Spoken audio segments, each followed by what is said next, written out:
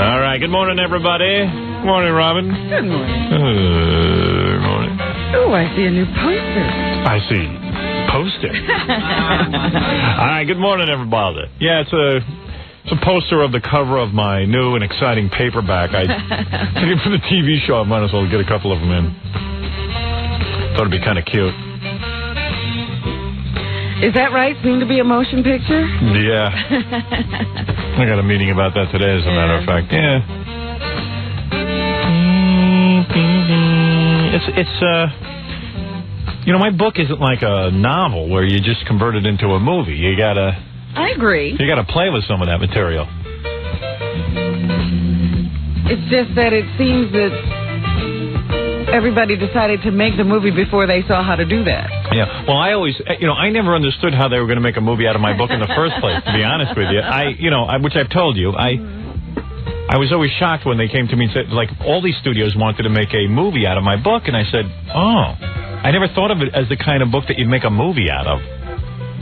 But they said, oh, no, it's very obviously a movie, and they're still trying to prove it to me. So I think a lot of the guys who wanted to make it into a movie didn't read it first. Is that right? Yeah, they might just be reading it now. I think they were reading the bestseller list. Yeah, that's what I do, too. Well, there is a story in the book based on my life. Particularly there's 2 chapters on the rise in radio and then the early chapters on childhood. So there's certainly There's a frame there. Yeah, there's a frame. There's a semblance of a movie. But you need,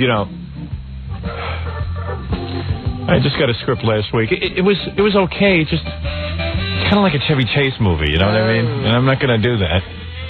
It needs work. Yeah, you could come off very cartoonish. Yeah, well, the movie that is in its present form is very cartoonish. That's a very good word for it. So I gotta somehow convey that in the meeting. Yeah, you want to steer clear of that. Yeah. You don't want to be... Yeah, but it wasn't awful or anything. It was just... None of them are awful. It's just... Chevy would do a great job with it. Yeah, but it's not you. It would be a good $3 million picture for Chevy. $3 million gross. I'm after a little bit bigger picture on that one. I'm after the whole enchilada. Well, anyway. So I've got, for the television show, I got some pictures of my book hanging up there. New pictures. I don't know. I requested them from Simon & Schuster a couple of months ago. They're in no rush. All right. We'll take a break. We'll be back right after these words. This is Roseanne. You're listening to the Howard Stern Show. It's great. I love it. All right. Getting out of there quick. She was in a rush. Yeah. Caught her on the run. What is it? When the celebrities cut IDs, they go, well, what should I say? I said, this is one that runs in the morning. I said, say, hey, you're listening to the Howard Stern Show. It's great. I love it. Anything like that. And then she said, hey, it's great. I love it. Exactly what you said. All right. Smart. Captain Jenks is on the phone. Yeah.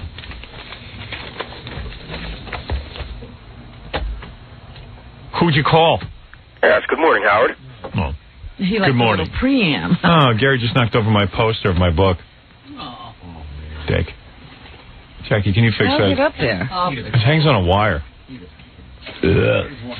Hey, man, you walked out, but you got to be careful. There's a wire here, see? You fix that, will you? It's upsetting me. Jeez. All right, we'll fix it in the commercial. Oh. Jackie, of course, ripped it down. So jealous. He's going to break the poster in half. Go on with the show. I'll send you this. No, just leave it. I'm telling you, it's too distracting. Sit down. My poster for Rocky Riddles. Shut up. What? I can use Where's my poster for Rocky Riddles? Right. All right. Put that down. Now it's where Jackie wanted it in the first place. My joke land never fell down. My mug, my mug and tape collection. My pyramid of mugs never falls down. Hi, you're on the air. Yes, good morning, Howard. Captain Jenks. Who'd you call? I called 2 shows. First one was Talk Back Live, that new show that replaced Sonia on CNN. Right. With Susan Rock. And they had like a panel of DJs, Howard, like Alan Combs. Oh. And where does he work now? And Kirby Wilbur. Is he still a DJ? Yes. Is he still on the radio? Yes. I don't know exactly where. That was the guy that replaced me at NBC. They said, well, let's get a guy who will talk a lot like Howard, and maybe he'll get a lot of ratings, too. Yeah, people want talk in the afternoon. And he talked a lot, all right. Well, the topic...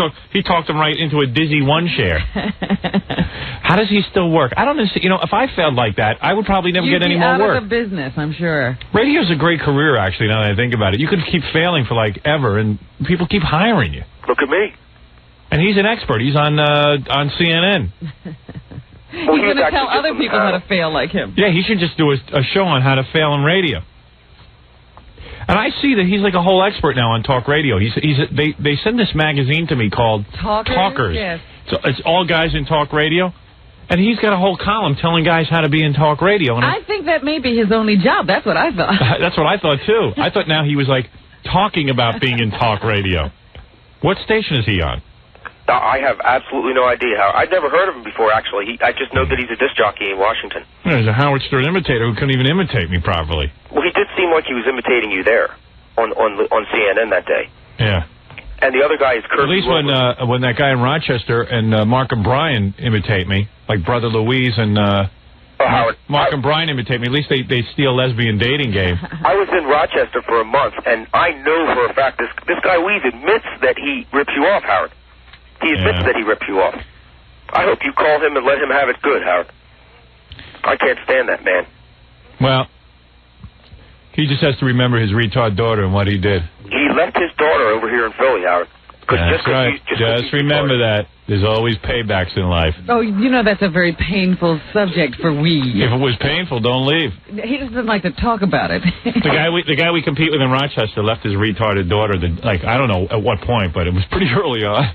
So your wife brings home somehow the marriage didn't survive. He was in Vietnam too, Howard. He was out of there. Yeah, he was in Vietnam. He was a cook. He was a cook, Howard. The man was a cook, and he goes around bragging about it. He was no cook in Vietnam. He's probably just doing my routine, like, you know, how I talk about I'm in Vietnam. Exactly.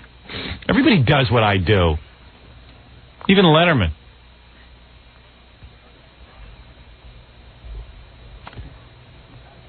Where's that retarded daughter of his? I'll find her. Yeah. How often does he get to see her, living so far away? Yeah. Another Howard Stern imitator. Well, he could imitate your personal life. Nobody does that. Yeah, none of these guys manage to do that. These guys manage to stay with their wife and kids like I do. They just manage to take bits of material and then take credit for it. Mark and Brian. Oh, yeah, we decided to syndicate a couple of years ago into the Portland area. Brother Louise. Yeah, I invented that lesbian dating game. They all just sit around and steal crap. He runs his show till he waits till you go off the air before his show goes off now, Howard. They all do that. Yeah. They're all dickheads. Yeah, all of a sudden they know how to break all the rules. He's very sad. Although he did one bit that I didn't do. Didn't he have some sodomy or something? Yeah, I think he decided to go that. He went gay. He went gay. What it was like, yeah. He went gay. I've never gone that far. He admits it. Yeah. They even have a Robin imitator, I think. And Mark and Brian don't have Mark. I think Mark plays the woman and Brian is the guy. Yeah, they do it themselves, Mark and Brian. One of them is the woman and one of them is the guy. Well, Brother Louise does have a Robin imitator too. Yeah, that's pretty good. She's terrible. She's absolutely terrible. So is he. He's a poopy head. I don't know how people could listen to him. His voice is so irritating. He's got cancer of the throat or something. It's cancer of the brain. Yeah. There'll be retribution for what he did to the... I thought he'd learned his lesson when I was out there. What he does to retards. Yeah, isn't the idea if you have a child, you take what you get? Yeah, you can't leave it. You can't think again after it's here. Maybe I'll start calling my competition. I'm going to call Brother Louise and I'm going to call Mark and Brian. I'm going to let them confront their master, the guy they imitate. I'm going to start calling. We're going to start a new feature on the show. I'm going to start calling my competitors. Call the DJ. I'm going to call that guy in Providence who calls his producer Baba Booey. Yeah. Providence, Rhode Island, there's a guy who named his producer Baba Booey, and when our listeners call him up and ask him how come he did it, he says, I got to go now. There's not enough time to explain. It's a long story. I'm so sorry. I got in touch with him late yesterday. I forgot to put it on the schedule. We'll be talking to him at 8:15 this morning. Oh, good. Beautiful. Good. He didn't even ask why we wanted to talk to him. Yeah. He said, oh, okay, I'll talk to him. Yeah, sure. Because he digs you. He probably worships you. Yeah, well, I'm going to advise him to sort of make up his own material. Well, a lot of these guys a lot of these guys steal my stuff in the anticipation that I'm coming to their market so they can act like they invented it. Anyway, I don't want to talk about this. It gets tired and old. Okay, who did you call? CNN and Talkback Live. This is Susan Rook, and ironically enough, the topic was do disc jockeys or talk show hosts have the power to display political elections? Okay. And this was the actual question that I asked to the screener too, Howard.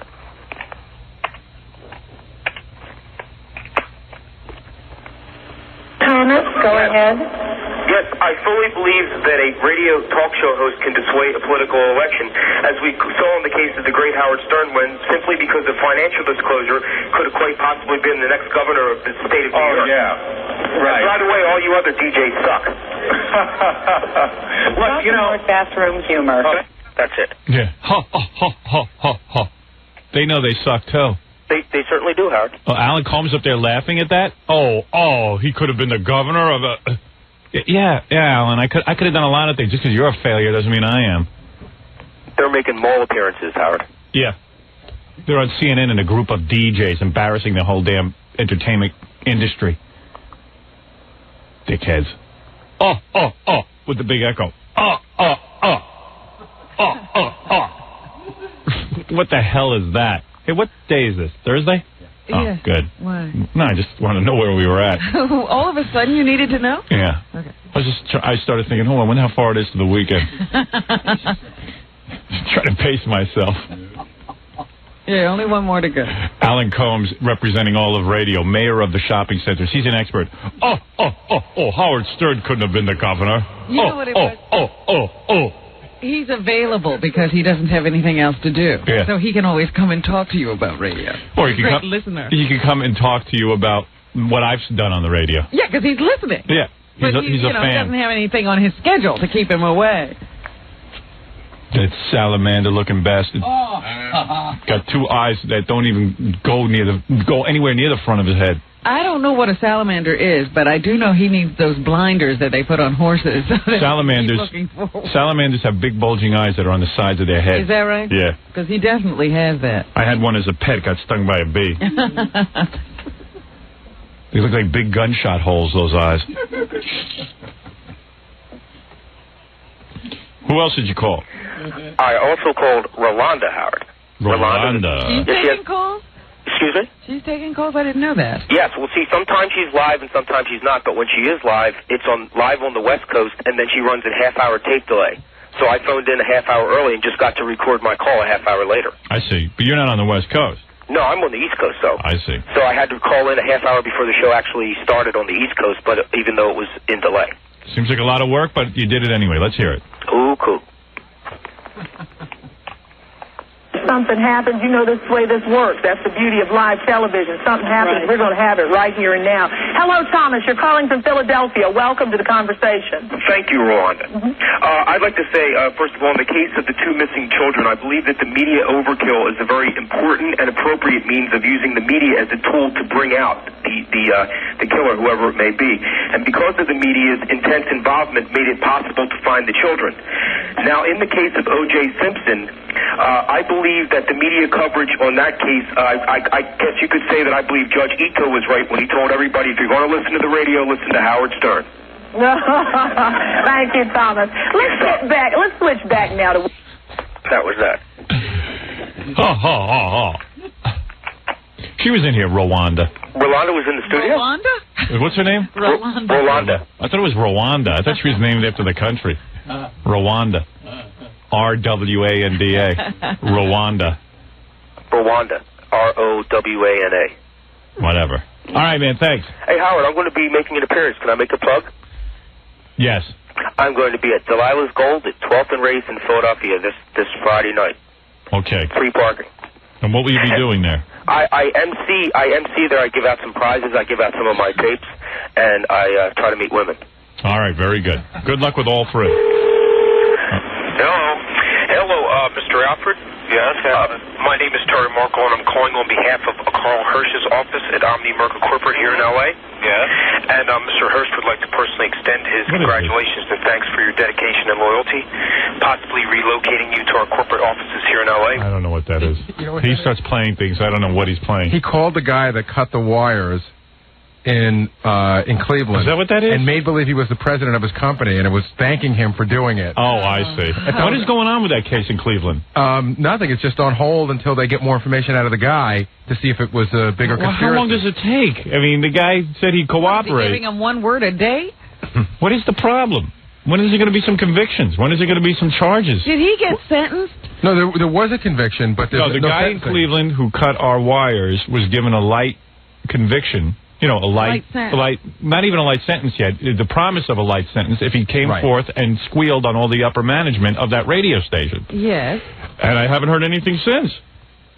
What's going on? Why are the wheels of justice so slow?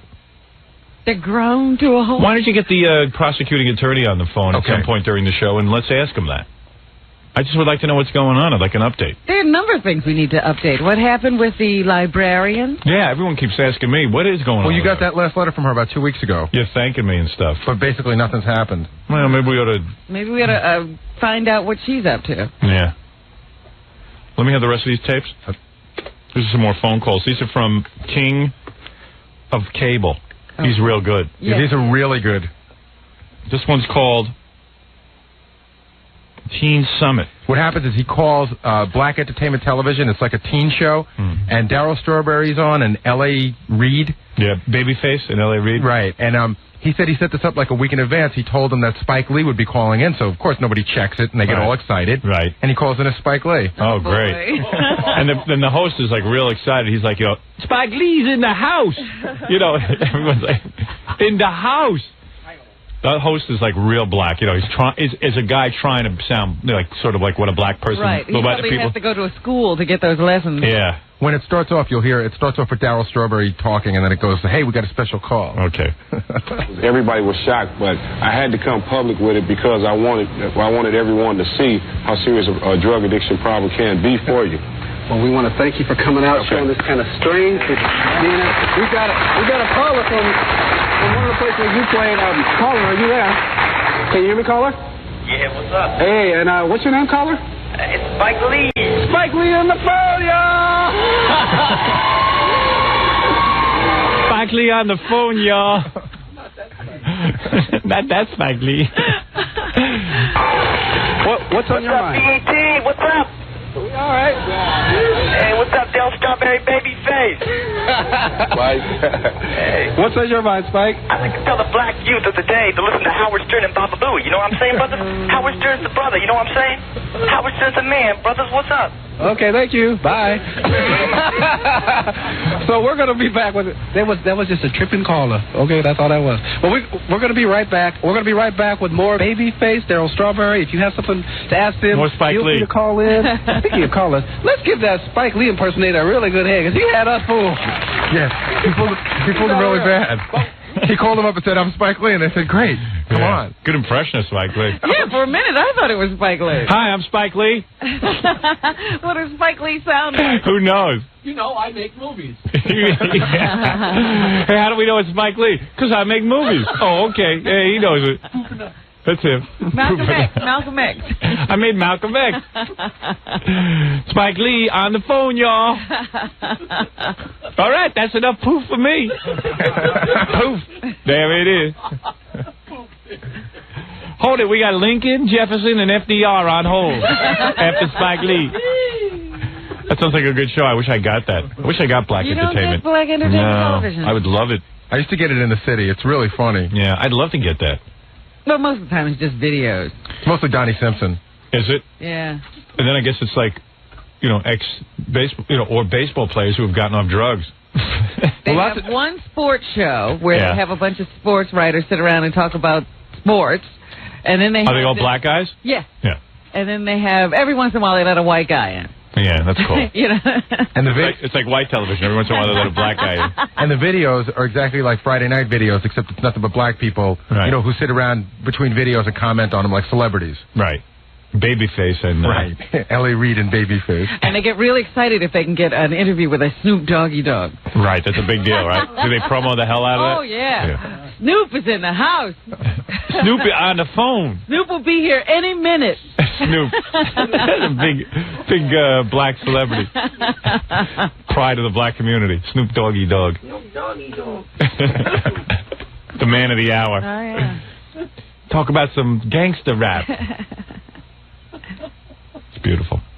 We got to take... Yeah, I mean, have you ever listened to a Snoop Doggy Dogg album? Yeah. All he sings about is gin and pot. Yeah, same as Jackie, but a different style. It's amazing. There's no love songs. No. It's just gin and pot. I can dig that. I'm sick of love songs. What? Those are love songs. Yeah. He loves gin and pot. That's true. Gin and pot! Gin and pot! People always yell at me that All right, who cares? All right, let's take a break. He wants to get into it. I got to move the show along. I can't stop and listen to you. We're going to take a break. We'll be back with more of the... this guy sent a whole bunch of calls, the king of cable. He doesn't like to come on the air. He just likes to send them to us. All right. Hey, by the way, I must remind you, I know I would be... people would be angry with me if I didn't remind them that tonight on the E! Show, Pat Cooper Goes Berserk. Oh. It's the big show. And be there. It's an explosive show, to say the least, including the big argument, which Pat and I had, plus all the behind-the-scenes footage that has never been heard or seen. That's right. All right. Plus the interpretive reading that Billy and I did so beautifully. It's the Pat Cooper experience, we call it, where Billy plays Pat and I am Howard, of course. Now, how did you handle that? Do you show Billy doing it? Yes, of course. Okay. Oh, absolutely. You'll see Billy play Pat Cooper. It's a gorgeous performance. Understand that he's up already for some sort of award. Is that right? Yeah. Anyway, that'll be tonight. I can't wait to see that, because even being here, it wouldn't be the same, because I couldn't focus on Pat's face and get a close-up of the rage that he was expressing. Don't love me, Jackie. Don't love me, Jackie. Don't love me, Jackie. I don't want to be loved. I don't want to be loved, Jackie. I don't want to be loved, Jackie. I don't want to be loved, Jackie. I don't want to be loved, Jackie. Get away from me. Get away from me, Jackie. Get away from me, Jackie. Did he push you, Jackie? Like a little bit? No. Okay. I don't think I'll check the tape tonight. I'm going to watch. No, I didn't get that close. That's true. I got not even arm's length from it. I would have to think that that's going to be one of the biggest shows of the year. Although Friday night show was really big. What the hell was that again? Arnold. Arnold, yeah. Arnold pulled big ratings. And how do you know it wasn't Ivan? Give him some credit. I know it wasn't Ivan. Ivan's son pulled in the ratings. Yeah. And the show I'm looking forward to seeing is yesterday's show with the girl. Oh, the hot dog girl. Oh. Your photo shoot? Yeah. Everyone's going to love that. That's going to be a two-parter. I forget when that's going to air, but, they're preparing it now. Did her pictures get over to Playboy? Yes, they did. They were delivered yesterday. The photo shoot that I did on the air yesterday was delivered to Playboy, and I'll be hearing from them shortly. And that girl's going to owe me. Big. She could end up in the magazine, She's certainly pretty enough. She wasn't friendly enough to me, quite frankly. I might maybe she would get friendlier if she got the gig. You think? Right. When she got the gig, why would she have to be friendly to him at all? She wouldn't even let me tickle her. Girls work in a whole different way. She wouldn't even let me tickle her. She said she was way too ticklish. Yeah, well, that's the idea. By the way, I just gave Gary money for a stockade. I ordered it out of a tickling fetish magazine that someone sent me. Thank you. All of our female guests now will be put in the stockade when we interview them. That's the interview chair. Yeah, we're going to remove the chair that you see now. Howard, call it by its proper name. It's called the Laughing Stock. Laughing Stock. So we've ordered a laughing stock where girls' feet and arms will be bound, and I can have full tickling access. And if you don't like what they're saying? I tickle them. Do you want to tell Robin about the video we watched the other day? Yeah, that was pretty good. You see, that gets me off. I don't know why. These two girls, two really good-looking girls, way too good-looking to be in this kind of video. Just picture really good-looking girls with short little, all the girls now are wearing these Catholic school girl outfits. Right, the little plaid skirts. They're in little plaid skirts. And one of the girls is trying to find out a secret sorority word. Handshake. Yes. Is it the handshake? Yeah, I couldn't remember what it was. So she takes the other girl, puts her in, she hog-ties her, okay? Hog-ties her. How does she, how does she get the girl? Well, how does she get her? She says, I mean, come in this like room. A consensual thing? No, she goes, come in this room. I have to do something to you. And she gets on the floor and she goes, hey, you know, all of a sudden. They're wrestling and she hog-tied? Yeah, sort of before you know it, they're all hog-tied. It's supposed to be a kidnapping, but there's little resistance offered on the other end. Right. And, you know, everyone's going along with it. So anyway, great acting. Her wrists are down to her ankles. And as you suggested that I do, and you see the girl's panties. You know, like her panties are fully exposed under the little skirt. Yeah, they leave their clothes on through the whole video, but all you see is her panties, and she's got really nice legs. So this is like getting to see something you're not supposed to see. Yeah, and the girl starts tickling her if she doesn't tell her the secret handshake. Now, how's she going to show her the handshake when she's all tied up? Didn't matter. I didn't stay with it that long. I never learned what the handshake was, nor did I care, but it was kind of seeing them all tied up, really good-looking girls, and tickling. I got to admit, I'm into it. You're into just about anything I can see, because every time you discover one of these new things, you're into it. I'm into it. Well, I wasn't into that. Well, hold it. In all fairness to me, I wasn't into that tape where we got this one tape where these two Japanese dudes, they kind of strolled the beach looking for... Oh, no. Oh, that was funny. They were looking for Japanese broads to go, you know, make a duty. How did they... On did camera. They offer the money? See, we couldn't... No. It was in Japanese, it was hard to tell, but what they do is they walk up and down the beach traveling with this wooden box. So they have like a wooden box, like a whole display, and then they talk to the girl for a real long time in Japanese, like, oh, they're pointing to the box and trying to describe to her, you know, they're going up to perfect strangers. And that's why I couldn't understand why a girl would do it. I mean, wasn't it a money transaction? It could have been, but we didn't know. There was no subtitles. Right. So the Japanese didn't want this movie to get out. I think the beauty of it was that they didn't offer them money, that they got girls to do stuff without offering them money and just telling them they'd be in a movie. Maybe that was it, because they had a camera. Yeah, and maybe in Japan they're not uptight about their movements. They're uptight about everything else. It would be hard to convince American girls to do that.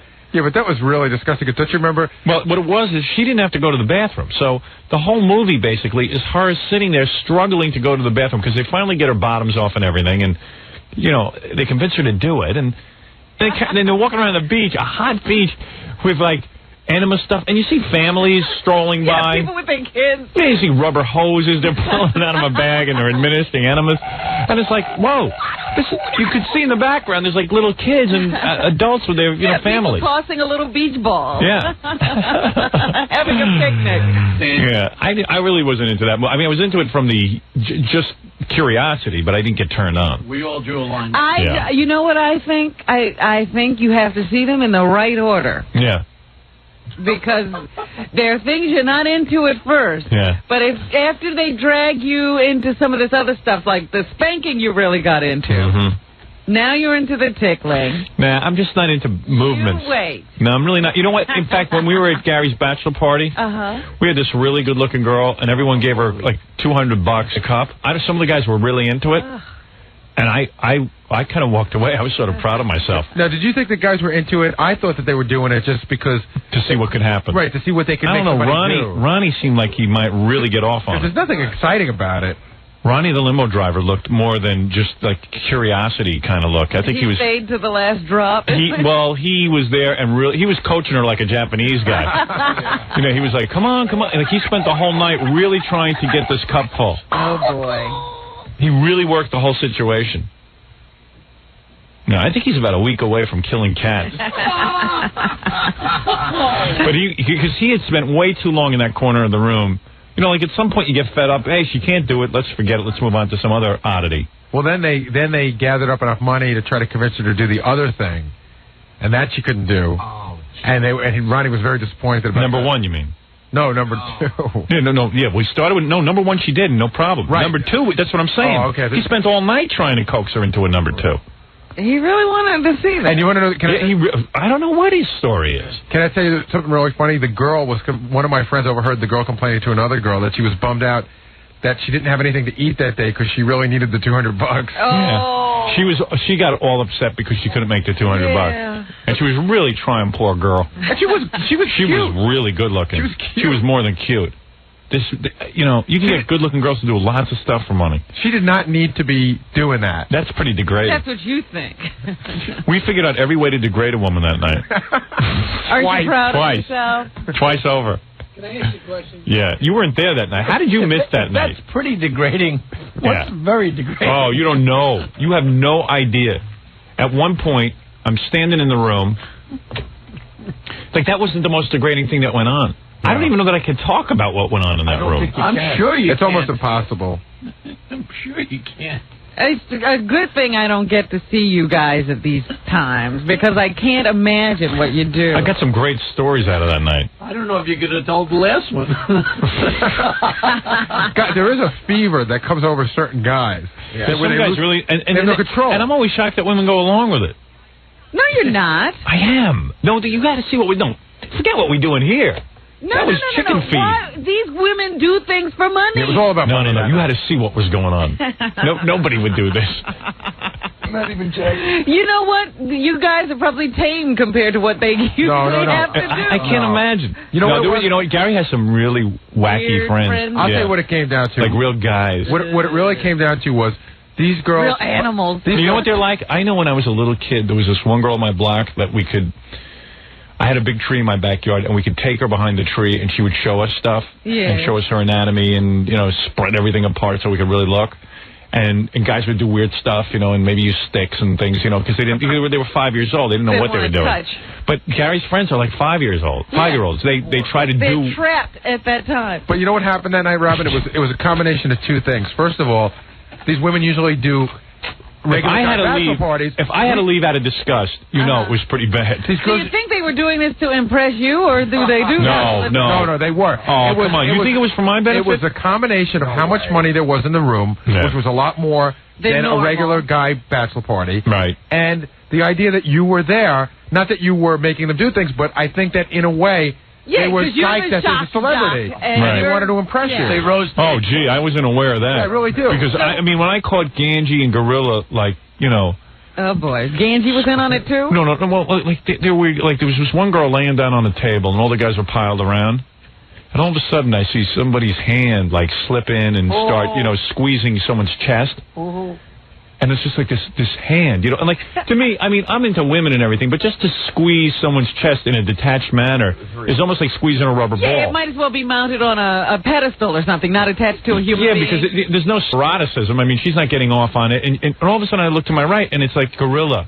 You know, and that hand just, you know, he just...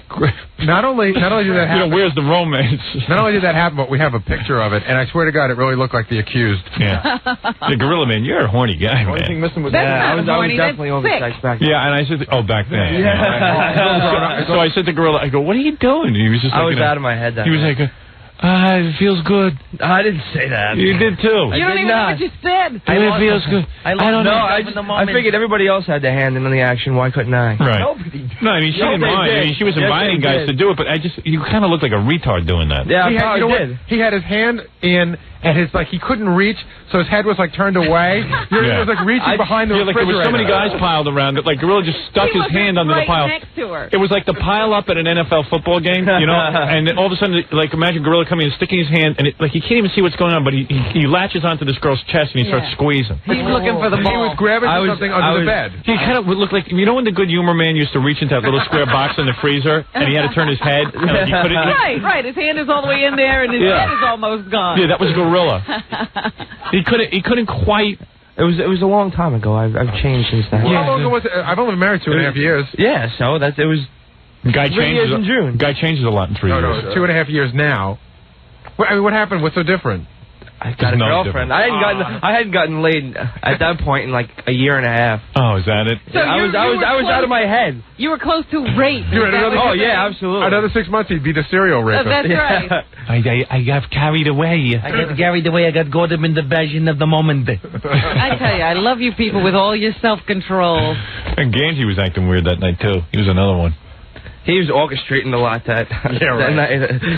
Ganji was orchestrating? Here's Leonard Bernstein. You over here. He was more like holding something. No, he doesn't orchestrate anything. Yeah. He was sticking his hands in too. I see. What is it, Ralph? You know what I was doing? Everybody was throwing like 50s on the girl. I mean, they were just laying there and people were throwing money on them.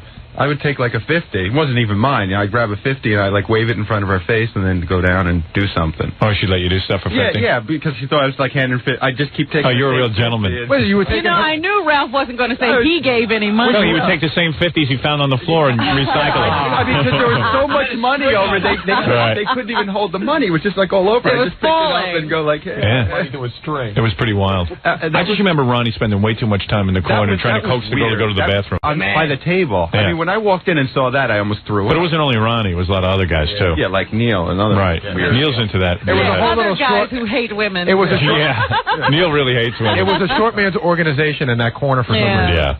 Very angry guys. It was a cool party, though. That was the first bachelor party it was, too, and it was incredible. I mean, I've never been to anything like it. I started to tell Roseanne's future husband about that. He was getting, because he wants a bachelor party. Why don't we throw him one? And she doesn't want him to have one. What are we doing tomorrow? Are we going to go to a bachelor party scores with Roseanne's husband? Yeah. Does he have to be there? Yeah, of course he's got to be there. Have one in his honor. Well, we'll just schedule it, and if he shows up, he shows up. If she's doing Saturday Night Live, he must be sitting around bored. He's got nothing to do. Well, then call him up. What's today? Today's Thursday, Friday, nothing but blocking. Very dull day. Yeah. Right. Well, we don't need Roseanne. We just need the boyfriend. Yeah, she's not supposed to go to the bachelor party. He's not on the anyway. show. Yeah, we throw Roseanne's boyfriend a bachelor party. Yeah. Get him all messed up. I'm sure she'll appreciate it. He'll be in the hospital like Fred, all bloody. I'll pump him up with some tequila. Yeah. I hope he doesn't die. Want to do it? Yeah. Call him up and say, hey, look, we'd like to throw you a bachelor party. We've known you a long time now. And it never occurs to you that you're tired of degrading women. No, I don't degrade them. I just I enjoy talking to them. You're watching it. It's the same. You're supporting the whole thing. Did it ever occur to you I am. that yes, you are. Did it ever occur to you that they're now tired of taking his money? I don't care about that. Exactly. We should all go there and get drunk and then go crash the Saturday Night Live rehearsal. Yeah. You do that. Wait, that'll ruin your head.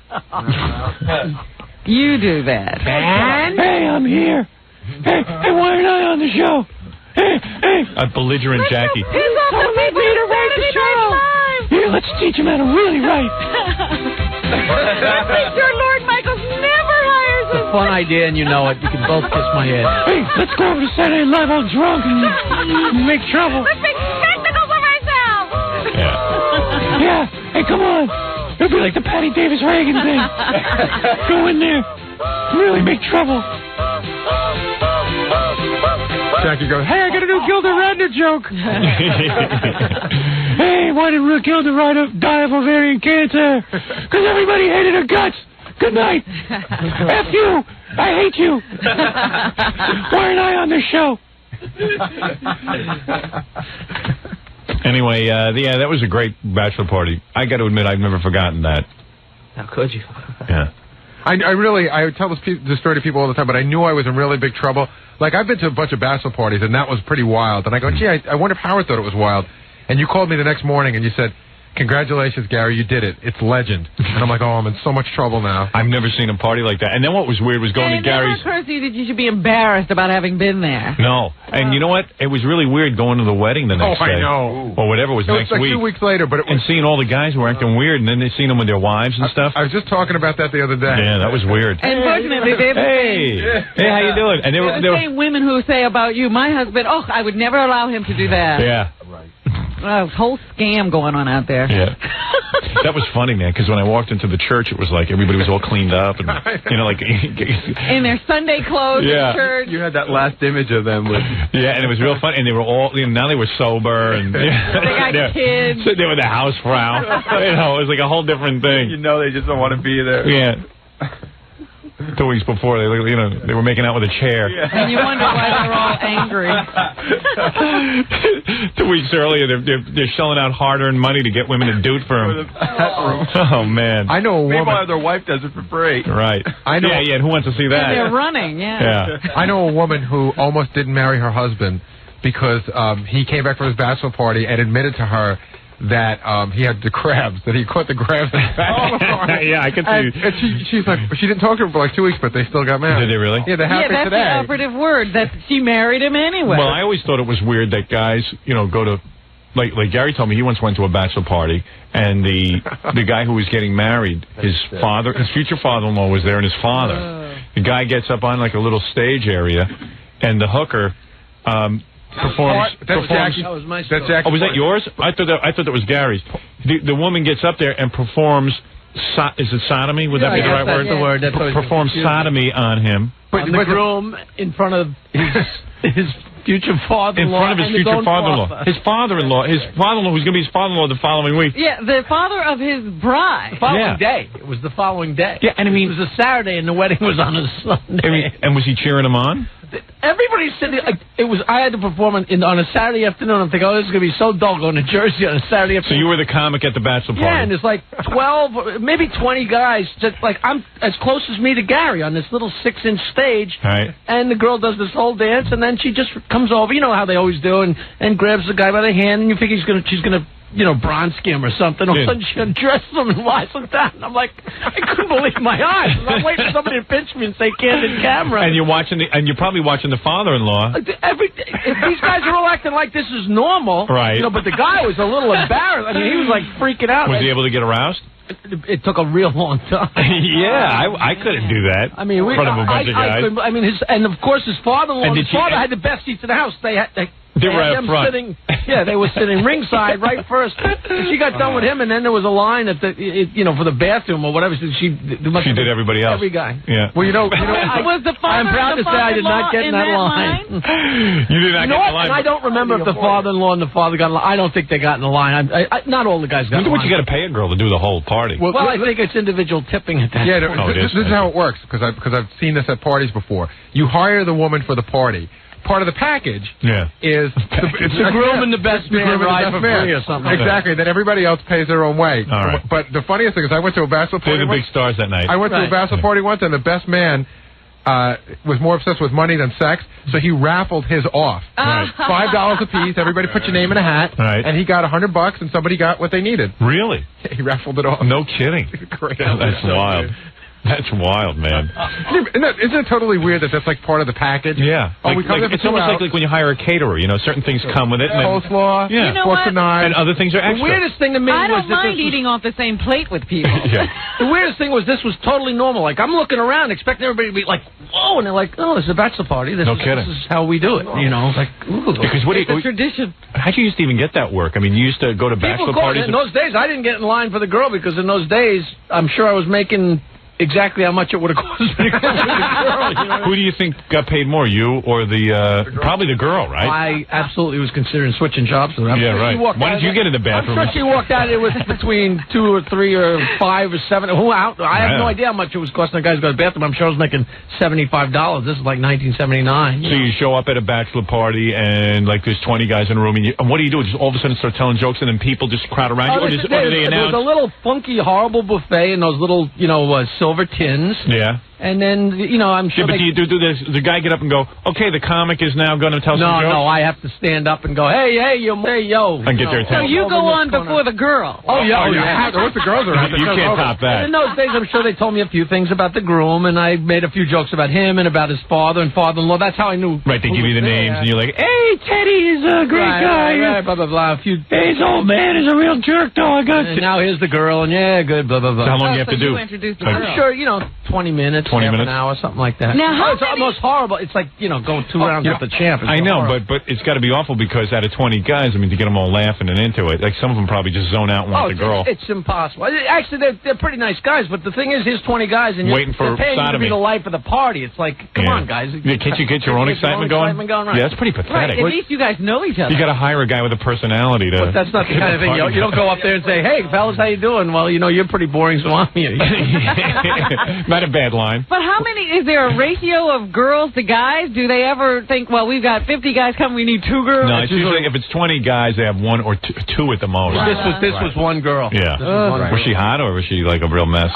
You know what? I'm sure I was bombed by the time I got there, but I remember she wasn't. No wonder you're an alcoholic. I would drink if I had to do bachelor parties. She was nothing special. So I dragged my friend Red with me, and he said, this is going to stink, man. I said, look, we'll take a ride. It was in somewhere in New Jersey, in the middle of nowhere. He says, come on, listen, maybe something happened. And was he freaking out when he saw the guy lay down on the floor with the girl? All of a sudden he looks over at me and says, this isn't that boring.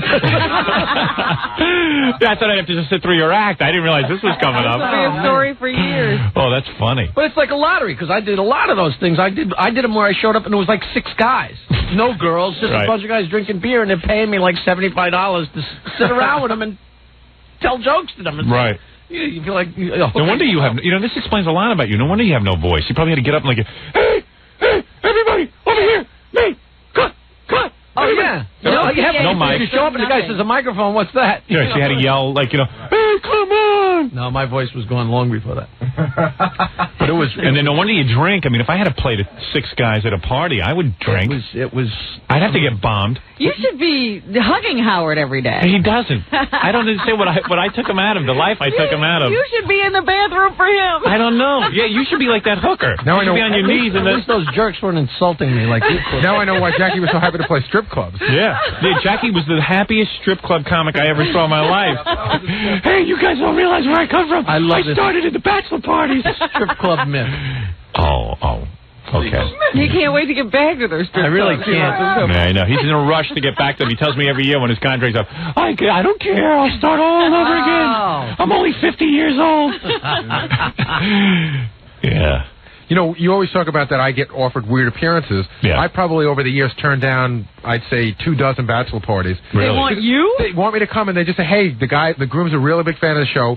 We want you to come and hang out. But the reality is you're going to it's just like going to a stranger's house. Right. And on top of it, bachelor party, I've ended up... Yeah, but are you so financially secure that you can turn down that kind of money? What's the guy offer you? I've ended up at bachelor parties that have ended up with cops and hospitalization. You know what I mean? Right. So I'm not going to go to a stranger's house. There's not enough money to go to a stranger's house. And who knows? You could walk in and some guys could say, hey, just for fun, let's get drunk and beat up Gary. Yeah, well, that's a bachelor party. What do they pay you for something like that? Let's pink Billy Gary. That happened to Kenneth Keith Kallenbach. Yeah, guys used to not even pay him. They just told him to come down to parties and then they would beat him up. He's come down to the club that I work at a couple of times, and people have invited, hey, Kenneth, why don't you come with us? He went and walked down the street. They beat the crap out of him. Did they? Yeah. He saw him the next day. He goes, they broke my tooth. Well, don't say for no reason. I mean, the guy's pretty annoying. He goes, I was just walking down the block, and all of a sudden the big one hit me. Well, one guy videotaped it. These guys from Washington, these frat guys. That was Maryland. Maryland or something. So they used to watch the old Channel 9 show with Kenneth Keith Kallenbach. And, the goofy guy who used to blow smoke out of his eyes and cut his own hair and all that. So, anyway, they would, and eat his hair and, and blow firecrackers out of his crotch and do weird stuff. So they thought as a goof, they would say, hey, the guy seems pretty messed up. Let's invite him to one of our frat parties. So they'd call him up, and Kenneth Keith would drive down to Washington. The first time, they offered him a free case of beer. Right. And the second time, he said, okay, I can come back. I had a great time at the first one. But they sent him a train ticket. Right. Which was $40. So he went. And I remember some guy videotaped it, and he'd get there, and they would just sit and goof on him. Right. And laugh at him. I do remember the funniest thing. I remember... Sounds a lot like my gig. Yeah, and then what happened at the end of the tape? It was really messed up. They messed him up in some way. Well, I remember Kenneth Keith at one point was standing in front of an open window with a Roman candle in a zipper. Yeah. That was great. Yeah, they said, hey, man, do something funny. And he was like, I don't want to do something funny. They go, no, man, we got you all the way down here. We gave you a six-pack of beer. You better do something funny. Well, you got any fireworks? They go, yeah, well, we got Roman candles. So he takes the Roman candles, sticks them down his crotch. Yeah, I remember he was out on the balcony, too, so they didn't burn down the apartment building. Yeah. At some point, I think he was running around naked. At one point, he passed out, and I think they started, drawing goofy stuff on him and, tickling his ear and just goofing on him. Right. He walks around the club and gets people to buy him beer. He doesn't pay for beer. He goes, yo, I'm Kenneth Keith Kallenbach. I'll do something funny if you buy me a beer. Well, he's working way too cheap. He actually is kind of fun for a bachelor party. He ought to do That's bachelor a guy I can understand paying to come there because he's going to do things that you couldn't do yourself. I mean, I'm going to tell jokes. You can stand around and tell jokes. I'm not going to put a camera. I guess those guys who hired him at the last bachelor, so they hired him just punch him in the face? Yeah, if you want to beat up how much work we're going to get for him right now. That's pretty cool. You hire him and he lets you punch him in the face. You go in the bathroom and beat him up. That's an act. Hire him quickly. Only 23 teeth left. Yeah, that's a premium. What an act. Yeah, I went to this party, and each guy paid to take me in the bathroom and beat me up. Each guy took a I got $100 for it, though. More fun than hookers. All right. No, what you do is you have some sex with a hooker, and then you go beat up a guy. What a party. Didn't Belzer come to Gary's bachelor party?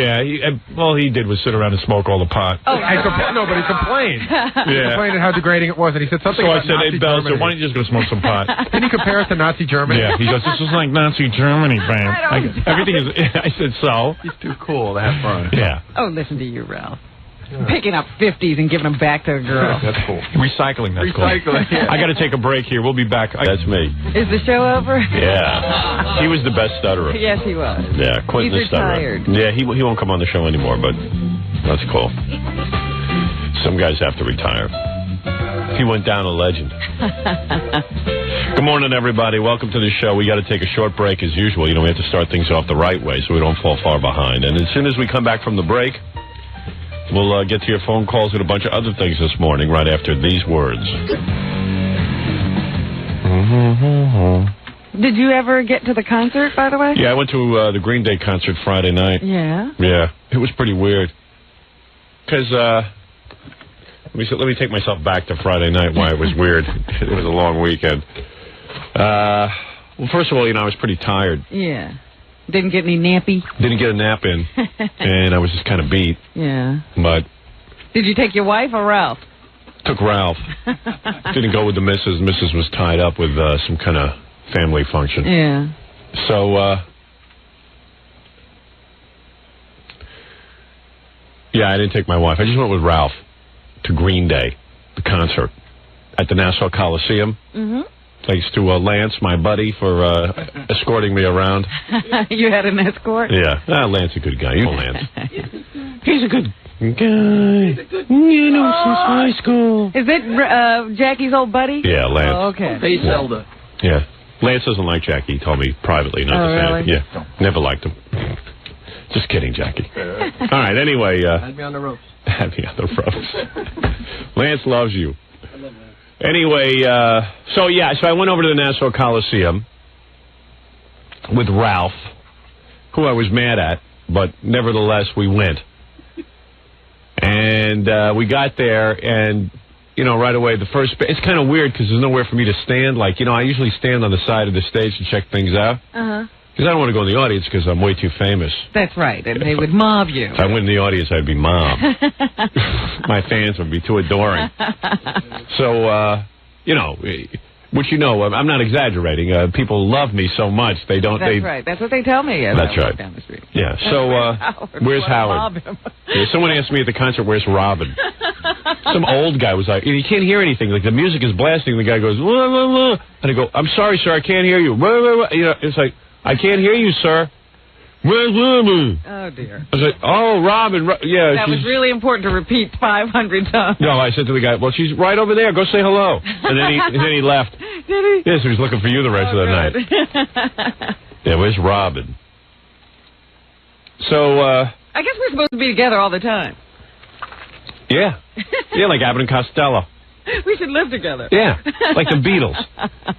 Should always be seen together. Because that's what everybody always... Where's Howard? So I got there, and there was this band on stage called Die Totenhausen. Where do they get these names? I don't know, but people aren't even trying anymore. They were better than everybody. Really? They were unbelievable. Die Totenhausen? Die Totenhausen. I got to get their album. What's that mean? It's some Nazi thing. I don't know what it is. Is it German? It sounds German. Yeah, it's Die Totenhausen. Die Totenhausen.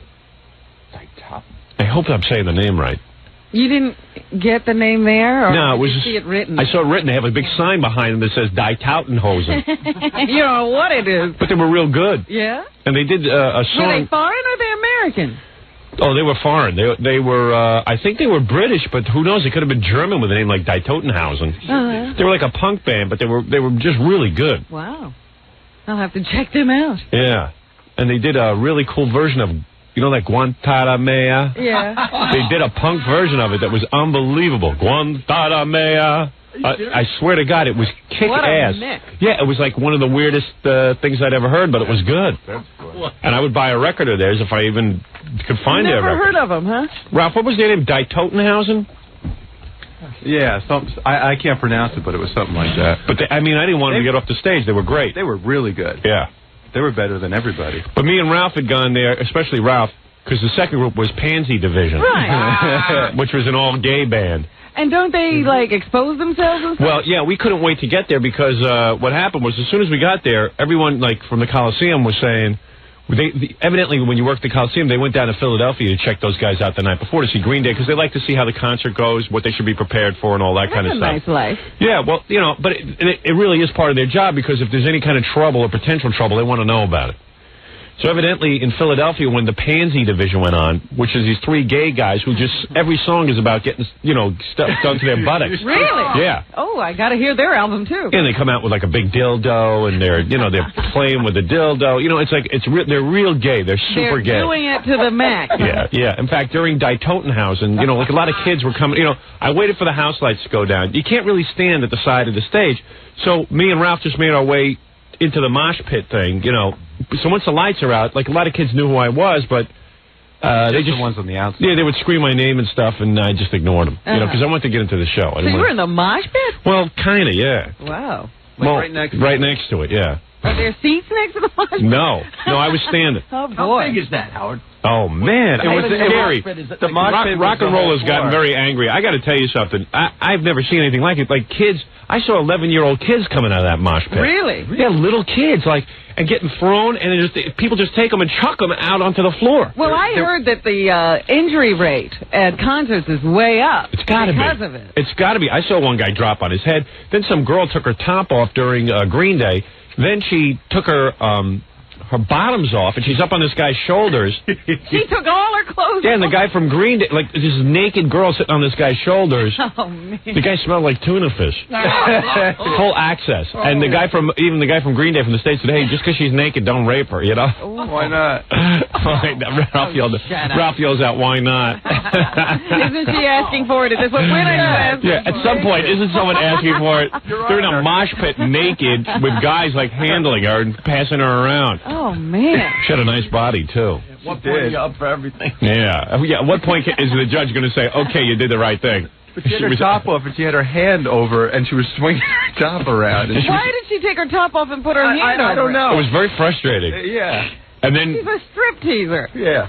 So anyway, we get to... So that was, so we saw Die Totenhausen. Yes. And then, so Pansy Division came out, and the word was that in Philadelphia, when Pansy Division went on, the crowd went nuts. They wanted to beat them up. They were trying to storm the stage. Because, this is mostly like 15 and 16-year-old boys who are having questions about their own masculinity, and suddenly there's a band up there, and these guys are going around singing about getting stuff done to their butts. See, I was going to ask you, if Pansy Division is that out there, have times changed and guys aren't all crazy about that anymore? But I'll tell you something, the crowd at the Nassau Coliseum, while they weren't raving about them, because it was really weird, I started moving around trying to dance or tap my feet to the Pansy Division, and then all of a sudden I go, wait a second, I'm tapping my feet to a guy talking about getting stuff done to his butt. Yeah, I'm giving the high sign to a guy who's saying, hey, I want because I said to Ralph, you're dancing a little too much here to the Pansy Division. Everyone was standing still during Pansy Division. What you do. Gotta watch the body language. Yeah, they were rocking and stuff, but are they good? Yeah, they were good. I enjoyed it. I met the guy from Pansy Division afterwards. Yeah. Because they're big fans of our show. Oh, really? We should have him here then. Well, what happened was, I'm standing during Die Totenhausen, which is no gay band. They were very macho, masculine rockers. Yeah. They were gay bashers. Yeah, they weren't gay bashers. There were fights backstage. Yeah.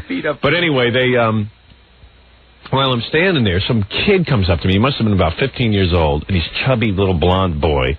And he comes up to me and he says, he's like, I go, dude, I can't hear you. Talk to Ralph. Ralph will hear you. So Ralph is rapping to him and stuff, goes off to the side of the stage. And turned out it was the drummer from Pansy Division. Oh, you're kidding. Guy blew him off. Big fan. Big fan, but I couldn't hear what he was saying. He's a little tiny guy. He looked like he was 15 years old. Mm.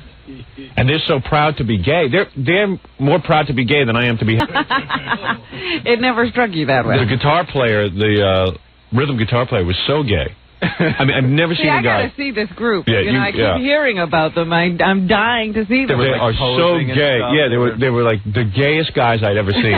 What does the crowd do when the announcer says, and now here's But they don't announce them. Well, first of all, it takes you about 20 minutes to realize that they're singing about gay stuff. Because, they're rocking and stuff. But all of a sudden, you start listening to words and something's a little bit off. Because they're like, I need a date with a guy. I wish he'd take his underpants off, and, it's like, it's like, whoa.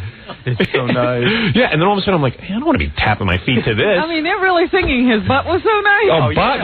I can't even tell you what they were singing because I'll get thrown off the air. About the stuff that was being done to their butts. I got to get this album. That stuff works. I got to go out and buy it. Yeah, well, they're really into it. So, how about that one song where they started outing everybody? Yeah, then they start... Oh, they sing about who's gay? Yeah, they sing about who's gay, and then all of a sudden they start yelling out guys' names, which I'm going to refrain from doing here because I don't know how actionable it is, but they added... Shockers in there? Shockers, Jackie Marlowe's name was in it. I didn't know you were gay. Jackie Marlowe. All of a sudden the lead singer starts screaming out who's gay. Wow, and you can't tell me, you can't sing the song to me. Sing it. This is some song. I mean, they're yelling out names. There was no... I just want the part where they yell out their names. I'll tell you off the air. So, do you believe them? Yeah, of course. Oh. Yeah, it was like homo news on stage, It was like, and now the homo news. Yeah, so they had Pansy Division, and they really looked gay, acted gay, sang about being gay, had queer T-shirts on, and all kinds of stuff. And Lance said the night before they were making out on stage. Yeah. They were making out on stage. So I guess it's whatever moves them on a particular night. Yeah, well, we were looking forward to watching them make out and get undressed on stage and stuff, but they were pretty calm at the Coliseum. We wanted to see really gay stuff. Yeah, we were I want to, what happens is... You want your money back, you were ripped off. Well, between groups, the house lights come up. So I would be standing, sort of in the middle, and after Die Totenhausen, I got caught with the lights on, and everyone was screaming Howard and, grabbing me and stuff. So I wanted to get inside. So I was ready to leave when I thought Pansy Division was done and just stand backstage till Green Day came on. And... Ralph says, no, we better wait, because they might start doing real homo stuff. And, if they're on stage doing homo stuff, we want to be here for that when the crowd goes nuts. There's no side stage to Napa. No. Well, they had a simple stage. It was up, so you really couldn't stand on it. And there were, it wasn't real busy, so there wasn't all this stuff around you could kind of hide in. So you weren't on the side of the stage. You were sort of up front, right? I was in the audience. Because Stuttering Vic, I guess Robin gave Stuttering Vic, 2 of her tickets. Yeah. So he went to go say hello to you, and some huge guy pounced on him and said, leave him alone! Yeah. And he goes, no, I work for him. He goes, I don't care, leave him alone! Yeah, well, it was getting kind of nuts. It was getting a little nutty. Because I was standing there watching Green Day, and some kid came up behind me and started choking me. Oh, no. He was a fan, I think, but it was getting a little crazy. Was it how? Well, you know what it is? Normally people wouldn't be that physical, but when you go to these shows, everyone's beating each other up. It sounds like everyone's in a frenzy. Yeah, they are. Well, that's nothing. So I'm backstage. We were right on the side of the stage where they were taking they passed everybody would body surf to the front of the stage, and then the security guys would help them off, and they would run around the side, and that's where we were. So these guys were all hyped up and running by, and then they spot you and go, Howard! And yeah, they get all, they're all charged throw them to the side. Yeah. Kind of so anyway, then I went back, so I decided to go backstage after Pansy Division, and then all of a sudden I turn around to see Ralph, and Ralph's got 2 hot broads with him. Oh, really? Where'd they come from? Well, I'll tell you. So, I turn around, and it's like this blonde who is a knockout. How old was she? I think she's 25. 25? 23. I mean, with big breasts and a nice ass. I mean, a knockout with a belly ring and a nose ring and a whole thing. She's got all the piercing and everything. Yeah, and she had a concert outfit on with big giant clog heels and stuff. And then, so Ralph's talking to her, and she has a friend with her who's a brunette that's wearing a little tiny mini dress. Mini like a schoolgirl dress with those stockings that kind of come up at thigh-high stockings with heels and the whole deal, And I'm like, so Ralph's rapping to them, and I go, wait a second. I'm walking around backstage, a lot of people here. So suddenly, I'm not with my wife. I'm out with these 2 chicks. All you need is somebody to see you. I just kept my distance. Ralph stayed with them. I didn't go near them. Why were they talking to Ralph? Well, Ralph knew them. Oh. But Ralph, you can put Ralph down all you want and stuff, but girls seem to really dig him. I mean, he must be a good-looking guy because look how happy I can put Ralph down all I want. Yeah, I mean, I can put down Ralph all I want. But, he must be on some level. a good-looking guy to women because, like, these girls were either that or I have a feeling they were trying to get to know me. See, that's what I'm thinking, that there's this Ralph's the door they got to get through. Yeah, because these were girls who, like, you would figure out. These were definitely girls who wanted to hang backstage. Because now that they were with Ralph and me, then they were happening. And they got to stand wherever they wanted. They had full access. And there was nobody backstage. I mean, that backstage scene was weird in itself because there were no hot girls. You know, it's not like a Van Halen because Green Day is anti everything that is show business. Good. You got to hear this. That. No, they're all guys and a drag queen. Yeah, drag queens and guys with like lots of tattoos and spiked hairdos. What are the drag queens doing? I don't know, but there's drag queens back there. It had to be. I mean, and all these bands are like into sort of being vague about their like they're all making like Green Day was up on stage screaming out for boys to throw their underwear up on stage, you know, and I was like, whoa. Well, see, somebody here told me last week that they were all gay. Yeah, well, they might be. I don't know. I have no idea. I don't know, but it's very difficult to figure out who's what. So anyway, so now I'm backstage. Ralph's got 2 chicks, and when Ralph has the 2 chicks that he's working, suddenly now I'm by myself, and Ralph's supposed to be there to, you know, sort of take care of you. Yeah, but he forgets everything. Now he's got chicks. And since I can't get involved, and believe me, I wanted to jump on top of these girls and start rapping to them. We would have had a party. Yeah, I said to Ralph, if I was single, take them back to my house, get the 2 girls over my place, and I'll make love to both of them while you sit and watch. Yeah. Where'd the house come from? What? Where'd the house Oh, that's right, my wife has it. All right, anyway, so... Leave. All right, my bad apartment. My rented apartment. That's right. Yeah, right. So anyway, so Ralph's rapping to the 2 chicks, and I'm walking around, and now, as soon as Ralph leaves my side, every kook in the world is coming up to me now for autographs, pictures. Where was that, in the office when I walked out of the... No. When we were just standing by the side there. When we walked some woman screams out, I'm the woman with AIDS, and, you know, and I'm like, what's going on here? It was like a 3-ring circus, and of course Ralph is tied up with the girls. I got distracted. He doesn't even know that you're getting into trouble. No. So I immediately, and then there was some guy in the corner like, I'm a big fan. I go, oh, thank you. And then he goes, you know, I listen to the show every day. Oh, okay, thanks, man. Thanks, dude. You know, I'm very complimented. Thank you. Well, don't you want to say something to me about it? You know, it's just like, you know, this is what's going on while Ralph's scoring with 2 chicks. And meanwhile, he's scoring because he's with me. Right. Because these girls, what was that? One of those girls, that girl was a dancer, right? One girl's a dancer, and her friend, I think. The blonde. What do you mean dancer? Like a dancer. An exotic Not a dancer. stripper. An exotic dancer. That's a stripper. I think she's a rockette. Is she a stripper? Yes. Yeah. Yeah. So. She is hot. Yeah, she's hot. So anyway. Really hot. Exotic dancer. So anyway. Pretty, too. I mean, she's not, like, up close, you know. She withstood all tests that I gave her. And the other one looks like Marissa Tomei when she dresses up hot. Yeah, but I could barely look at them because I didn't want anybody thinking, because at one point, one of the security people says, here, these 2 girls with you. I go, no. Let me explain. Let me correct. These 2 girls are with Ralph. They are not with me. I don't know these 2 girls, and this is not my situation, okay? Let me get your name for the deposition. Yeah, I want to go on record right now. You are my witness. Yeah, these girls are not with me. Because, you know, you couldn't... It's hard enough for me to get out, out of the house without my wife yelling at me. So now, all of a sudden, I got 2 chicks with me. You know, you couldn't talk the whole show, but he said that in the middle of the concert, and you managed to explain everything to him. You were, like, yelling. Never mind. Thanks, Ron. Okay, so anyway, I don't know. Just don't break into my story, all right? If I ask you a question, you can talk. Okay. So, retard. So then I have to make my way backstage, and I'm just, I'm sitting around, just trying to find a room to sit in. Ralph is out front with the girls, so I'm sitting by myself, just watching the Knicks game. Mm-hmm. And, and then Lance came in from the Coliseum who said that Green Day definitely was a weird act because he says they show up at the Coliseum in their tour bus 8 o'clock in the morning, okay? Yeah. Now, and they just stay there the whole day. Ugh. And in their contract, you know how like most bands want certain foods and certain everything to be taken? They don't want any food. They don't want any furniture in the dressing room. Nothing. They want nothing. And they just stood around the Coliseum the whole day waiting to go on. Nothing to do. Wow. They didn't go to a hotel, nothing. They just stand there.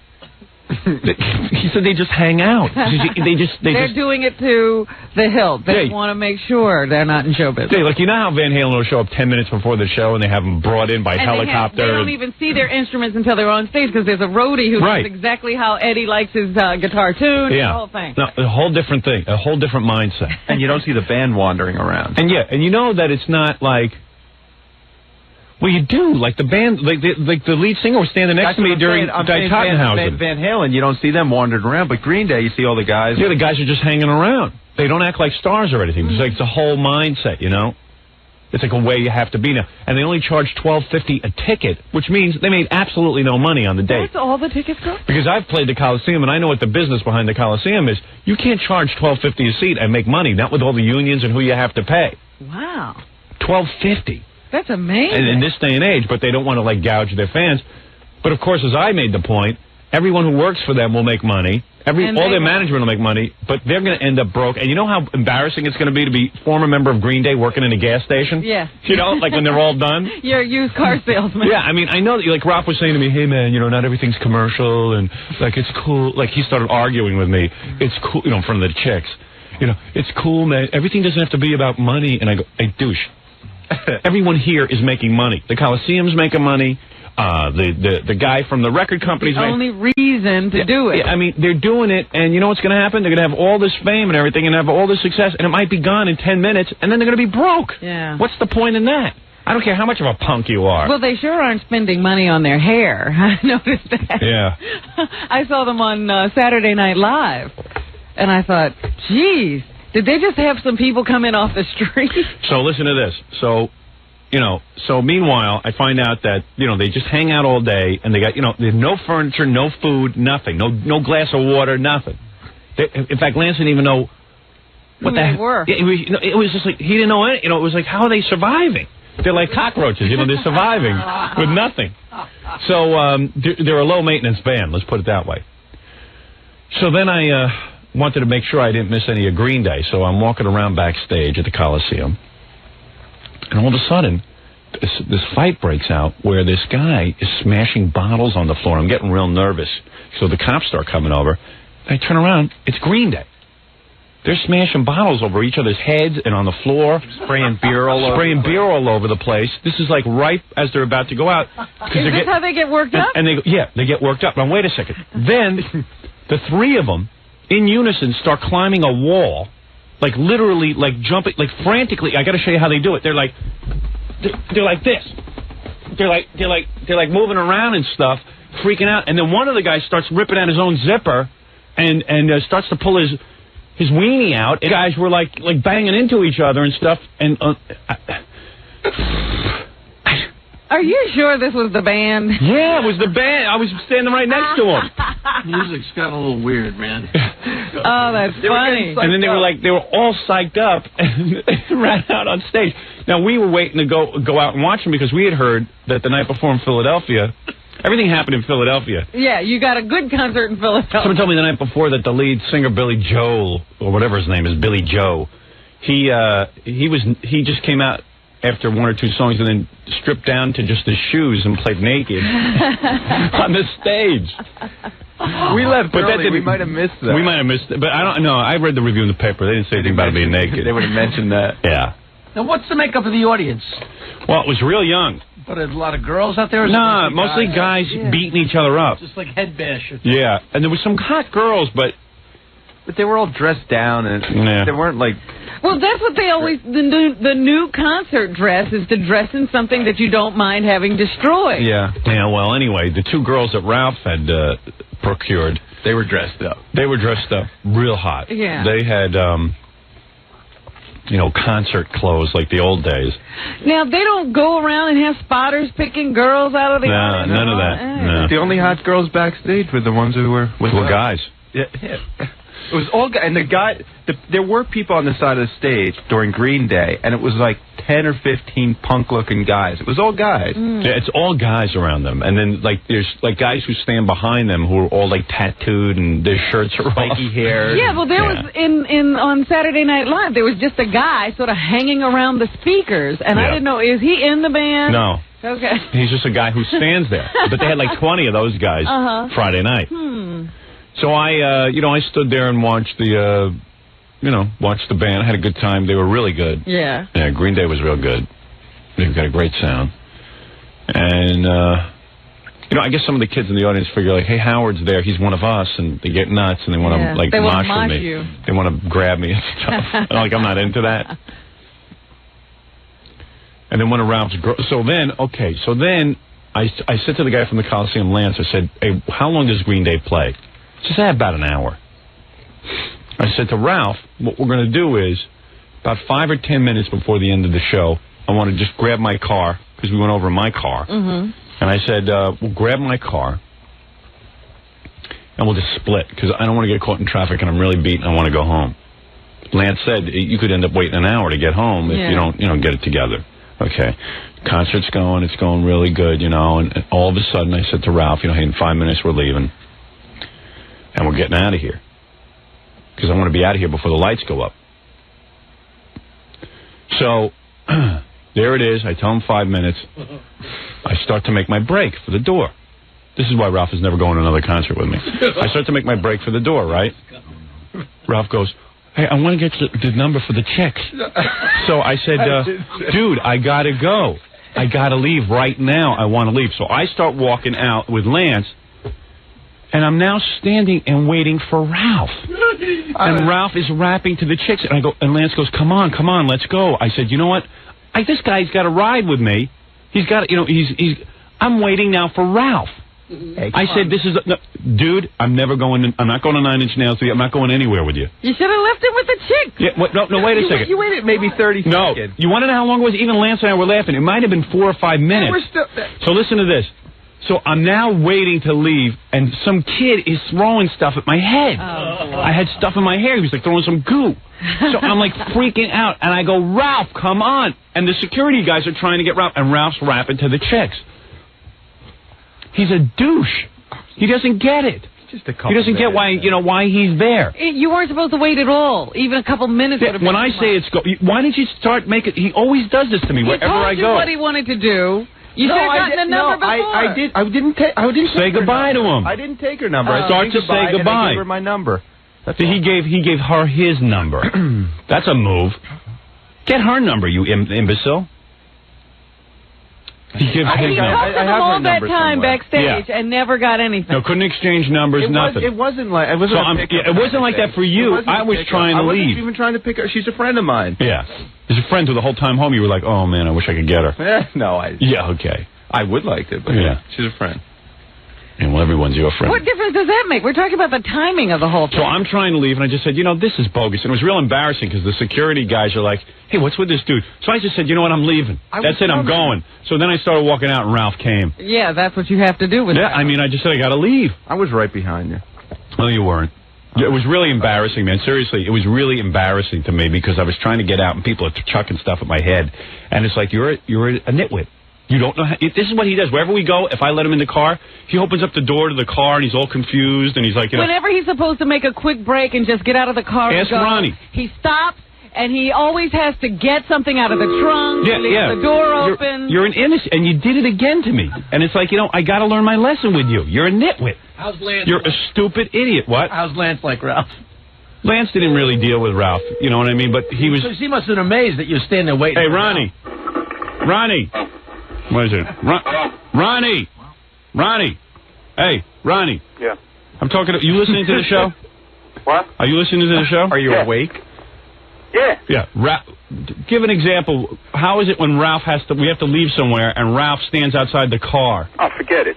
Forget about it. This is what he did to me at Green Day. People are pounding on the windows and stuff, and Ralph was standing there, do-do-do-do-do-do-do-do. Yeah, Ralph. That was a long time ago. That was a long time ago. Ralph will be like, I forgot my, I don't know, I got to get my bag from the trunk. He's like all confused. His move is usually... I don't like to be we're all running out the door. He gets in the car and goes, oh, I left everything inside. I gotta go back in. Yeah. I never did that. He leaves the bags inside. That's not true, Robbie. Yeah, he's a retard. That's not true. So I go to Green Day, and I'm ready to leave, and I'm like, okay, man, let's make our move now real quick. We got 5 minutes here to get out of the Coliseum.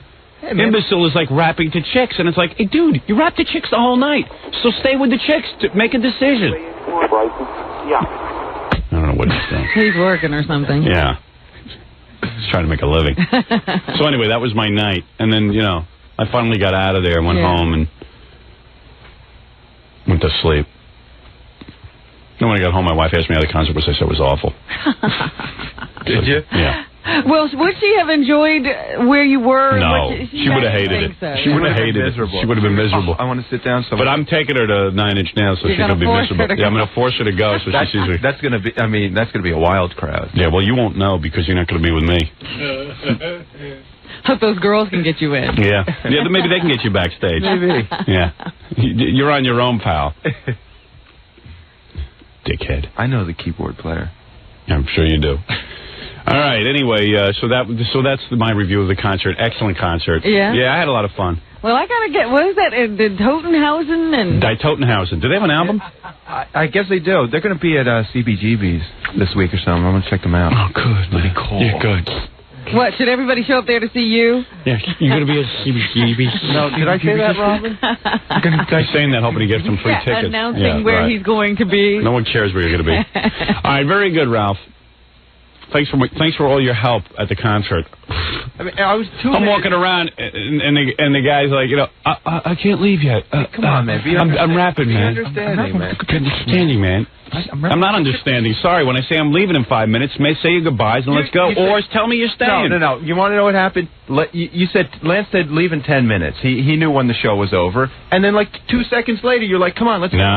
Yeah, that's okay, Ralph, that's why everywhere we go, you screw up. No, because you always do that. Yeah, ask Ronnie. All of a sudden you're like, okay, come on, let's go. And when I say let's go, it means let's go. It's like the same thing when I'm doing work at your house and I have all my stuff spread around. All of a sudden you decide it's time to leave and you're like, okay, get out of here. Yeah, it's like, so leave. Let me get my stuff together. Yeah, do it, and do it quickly. Learn to move. You have no patience. Yeah, this guy doesn't get it.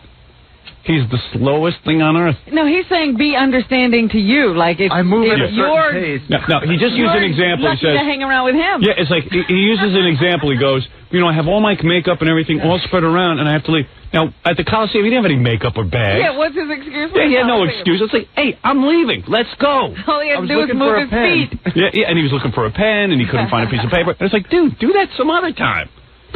And if she's such a friend of yours, call your friend and get her number. Imbecile. She moved. And then he went back there afterwards to find them, and they were gone. I didn't go back. Yeah, sure. I didn't. Yeah. Went home. They split. All right, very good. So that's my day at Green Day, whatever. Mm-hmm. But yeah, it was a good concert, though. Just rock and roll's gotten real violent, man. Holy mackerel! People are like beating each other up, throwing each other off the stage. They had medics and stuff. Yeah, they had medics being pulled in every 2 seconds. There were thousands of injuries at Woodstock because of that mosh pit there. That's cool. I can't see how you couldn't get hurt. Yeah. I mean, and everybody keeps saying, oh, but it's so great, man, when you have their body served and everybody supports you. Well, how come everybody's sick afterwards? Yeah, everyone's vomiting. All right, let's take a break. We'll be back right after these words. Let's take a few phone calls, say good morning to everyone on a Monday. How many weeks left on my contract until I retire? What? 2 weeks? 11 times 4, 44. 44 weeks? How many months is that? 11 months? 11 months. When we come back after our vacation, it'll be 10 months left? Oh. I just can't wait. I can't get up early in the morning anymore. I can't get up at 4. Most people get up around 7, they tell me. I can get up at 7 and be fine.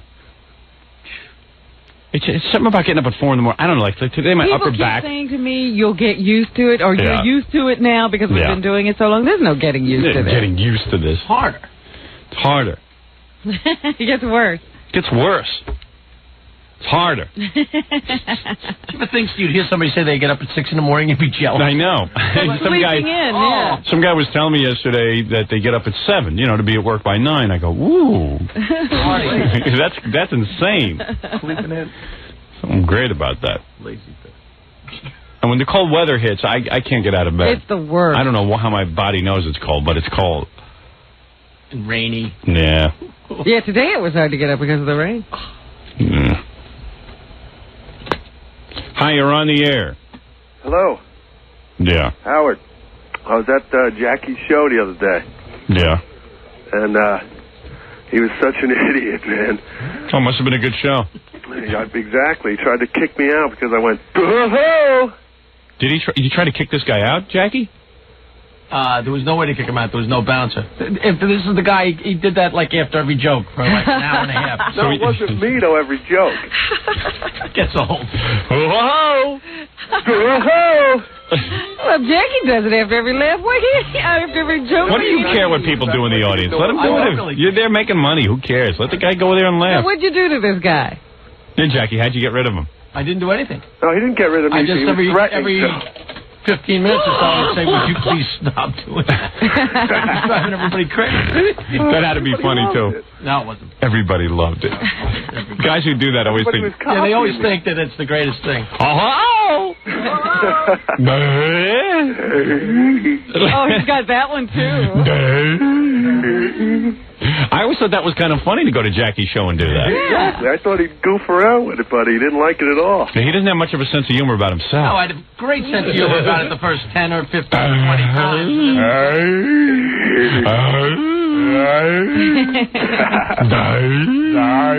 What, it reminds you of being here, Jackie? That's why I hate it. How did I know this guy would be on the phone today?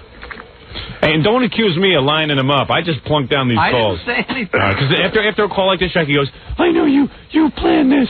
No, not only that, he probably thinks you put that guy in the audience. Yeah, right. Yeah, right. That's the other thing. I'll never forget when we did our Channel 9 show, Jackie, we did a roast of me, and, it was a good show, and everyone got up and did a little something funny. Gary, Fred, Robin, me, everyone went up and did something funny. Jackie went up, and it wasn't a great night for Jackie. Jackie wrote his own stuff. Jackie wrote his own material and was all set, and he went up, and the laughs didn't come easy that night. Let me just say this, because I do remember the whole process he went through before he went on stage. Yeah. For days, since he knew he was going to actually get to tell some of his own jokes and get a few minutes of his own. Yeah. He wrote, and researched. And he was all excited because this is the first time in the show history he was getting to be Jackie the Joke Man as opposed to writing for me or for one of the other guys. That's right. He was now getting to be Jackie. For days. He even sat in the other room, the joke lounge over there. Yes. And had a little tape recorder, and he would say the jokes into the tape recorder. Right. So he could test himself, to rehearse and practice, and then he'd play it back and get his timing down. So he really worked on it. Testing 1, 2.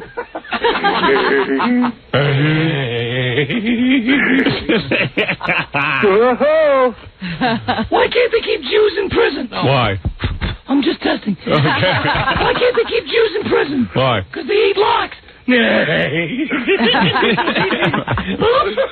Oh, man, that's great.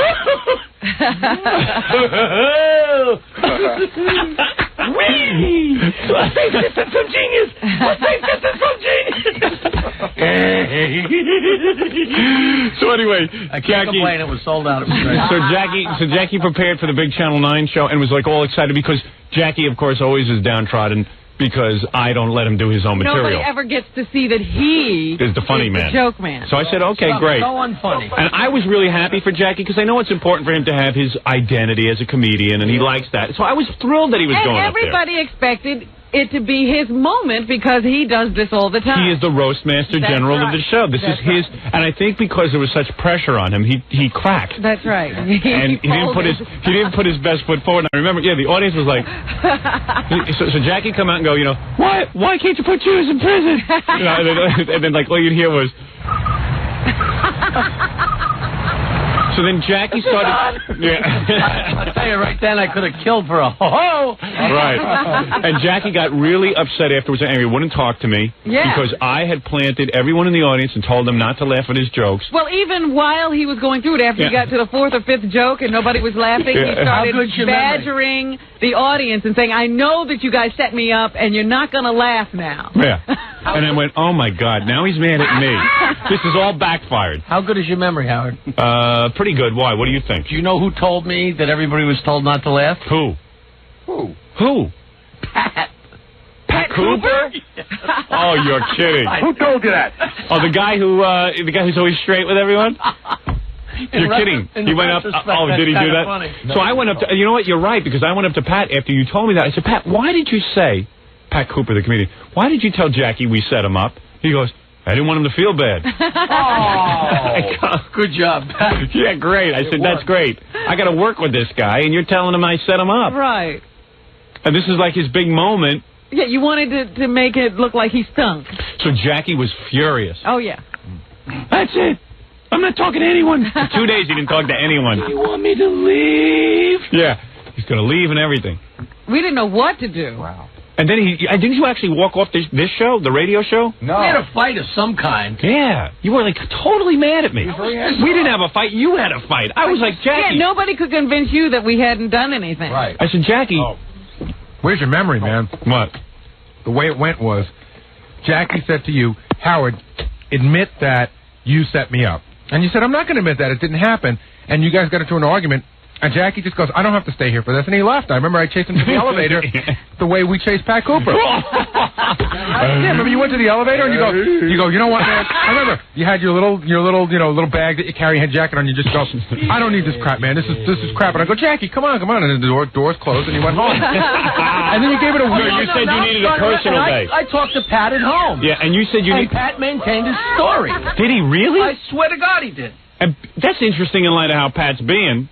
Very interesting. Hey, you know what's funny, too? That, because I remember Jackie I said, Jackie, man, you ought to mellow out, dude. I'm telling you, you don't believe me? I'm telling you, we didn't set you up at all. And Jackie goes, yeah, well, and I said, you know, hey, man, maybe you need a personal day. Because someone had taken a personal day. I think Gary had taken a personal day. So Jackie goes, well, maybe I do. And he got up and No, he goes, you want me to take a personal day? Is that what you're saying? You want me to? I go, look, man. If you need a personal day, go take it. He goes, well, okay. You want me to? And then he got up and walked out and went home for his personal day. He came back the next day? Yeah, he came back the next day. You said, he was sitting there and he goes, you sit there and tell me to my face, you didn't tell everyone in that audience not to laugh. And you go, I didn't. That's a lie. Yeah. That's a lie. I said, I can't believe this. I'm on trial. Maybe I was drinking in those days. Yeah, you might have been drinking in those days. So Jackie had a bad day at the show. But it was great. Tough. I mean, there wasn't even a whimper. Well, see, that was what was so devastating, that he had rehearsed it and timed it out, and he knew everything. What it was that everyone else had kind of decided in their mind that, like, well, we're not professional joke tellers, so we'll get up and we'll just do our stupid, goofy thing, whatever it is. What's the master? But yeah, right, yeah. And the master was back in his lair in the joke lounge, talking. Yeah, he talked into the tape recorder. He was even. He played it for John. Yeah, he played it. You did it in your little micro cassette recorder. You played it for John. Yeah, of course I did that. He did it for everybody. Yeah, because I remember days and weeks and months. No, it was a couple of days. It was only a couple of days that we do 3 days. It was like Wednesday. Wednesday he started preparing. Walking back there, you know that pink stupid little cassette player we have? Yes. It's like a kitty cassette. Yeah. He was using that to tell the jokes into. I know, and he was playing it for people, testing the jokes and everything. Who discovered America, Robin? Have you changed that yet? It was true, though. You were testing out the jokes. Pink cassette player. Hey, John, come on in here. I want you to hear something. This is what I'm going to be doing at the roast. Listen to this one. Did you hear about the new welfare doll? No. You wind it up and it doesn't work. And you were real serious about it. Governor Mars Hotel Friday night. And I forget what I forget what the monologue was, but it was like, I had like 5 or 10 roast Right, it was all angry. Yeah, it was like angry. Yeah, right. That's right. You keep me from being famous. Christ killer. You bastard! I was talking to 80 of your best friends in the world, saying what a creep you were, and they were all sitting there looking at me going, no. Yeah, right. But I remember I came up, and you were on one side, and Robin was on the other, and like you just made mincemeat out of me before I even opened my mouth. That's not true. That's not true. You got the tape? Yeah, you got the tape of that? Not the show. Let me see. No, the tape of the show I'm talking about. Yeah, the Channel 9 show. Don't we have we have tape of that somewhere? It's probably buried. Jackie buried it. I got to take a break. But you know what the other funny thing is? Jackie had helped Gary prepare his material. Gary got laughs. Gary had some delivery that night. Gary nailed his monologue. Gary got laughs. Big laughs. Stuttering John got big laughs. That's right, and he helped him too. Richard Simmons got laughs. I wrote mine for Buckwald. He got laughs. He got laughs. Everyone he wrote for got laughs. I'm getting pissed off. And Jackie was so upset because it was like sabotage and it wasn't funny. Right. Because there was no way that material could have bombed in his mind. That was what was funny about it. That it bombed, and in his mind, there was no way it could bomb. Well, that's why I wanted to talk about all the preparation he had put into it, because he really knew. He was like a scientist back there. We had so much free time in those days, Rob. Well, I remember afterwards, everyone came up to me, Jackie's monologue was really ugly, wasn't it? I said, listen, I thought it was okay, but it didn't go over so big. Then, all of a sudden, I saw Jackie, and he wasn't talking to me. Yeah. He basically threw his stuff in a bag and split. Yeah. He'd never done that ever before. After the show, he didn't talk to anybody. He just walked out. I'm guilty. You got to admit that's funny. Oh, guilty as charged. Why did you walk? Do you remember why you walked out? I really thought that I had written some funny stuff, and whenever we always did a roast on Long Island, everybody laughed and had a free-for-all. Because a lot of times you try and lines for the first time in front of a crowd, so the other guys in the day, it's always whooped it up to make it, fun and easy for the guy that's working. Right. And when I got up there, it was like just the greatest time you guys ever had to stare at me. So there was no help from you, no help from anybody. So it was like... I mean, in all seriousness, it would have been brilliant had we planned no one laughing at Jackie. Yeah. Well, I was upset that we hadn't done it. You just wrote an unfunny monologue so you could really get everybody going. Not true. I'll still stand by it. I should have killed and I didn't. I should have killed and I didn't. I should have killed. Hey. Howard ruined it again. I put together great material and everyone I put together... Why didn't you cross the road? Why? Because he's cheap. But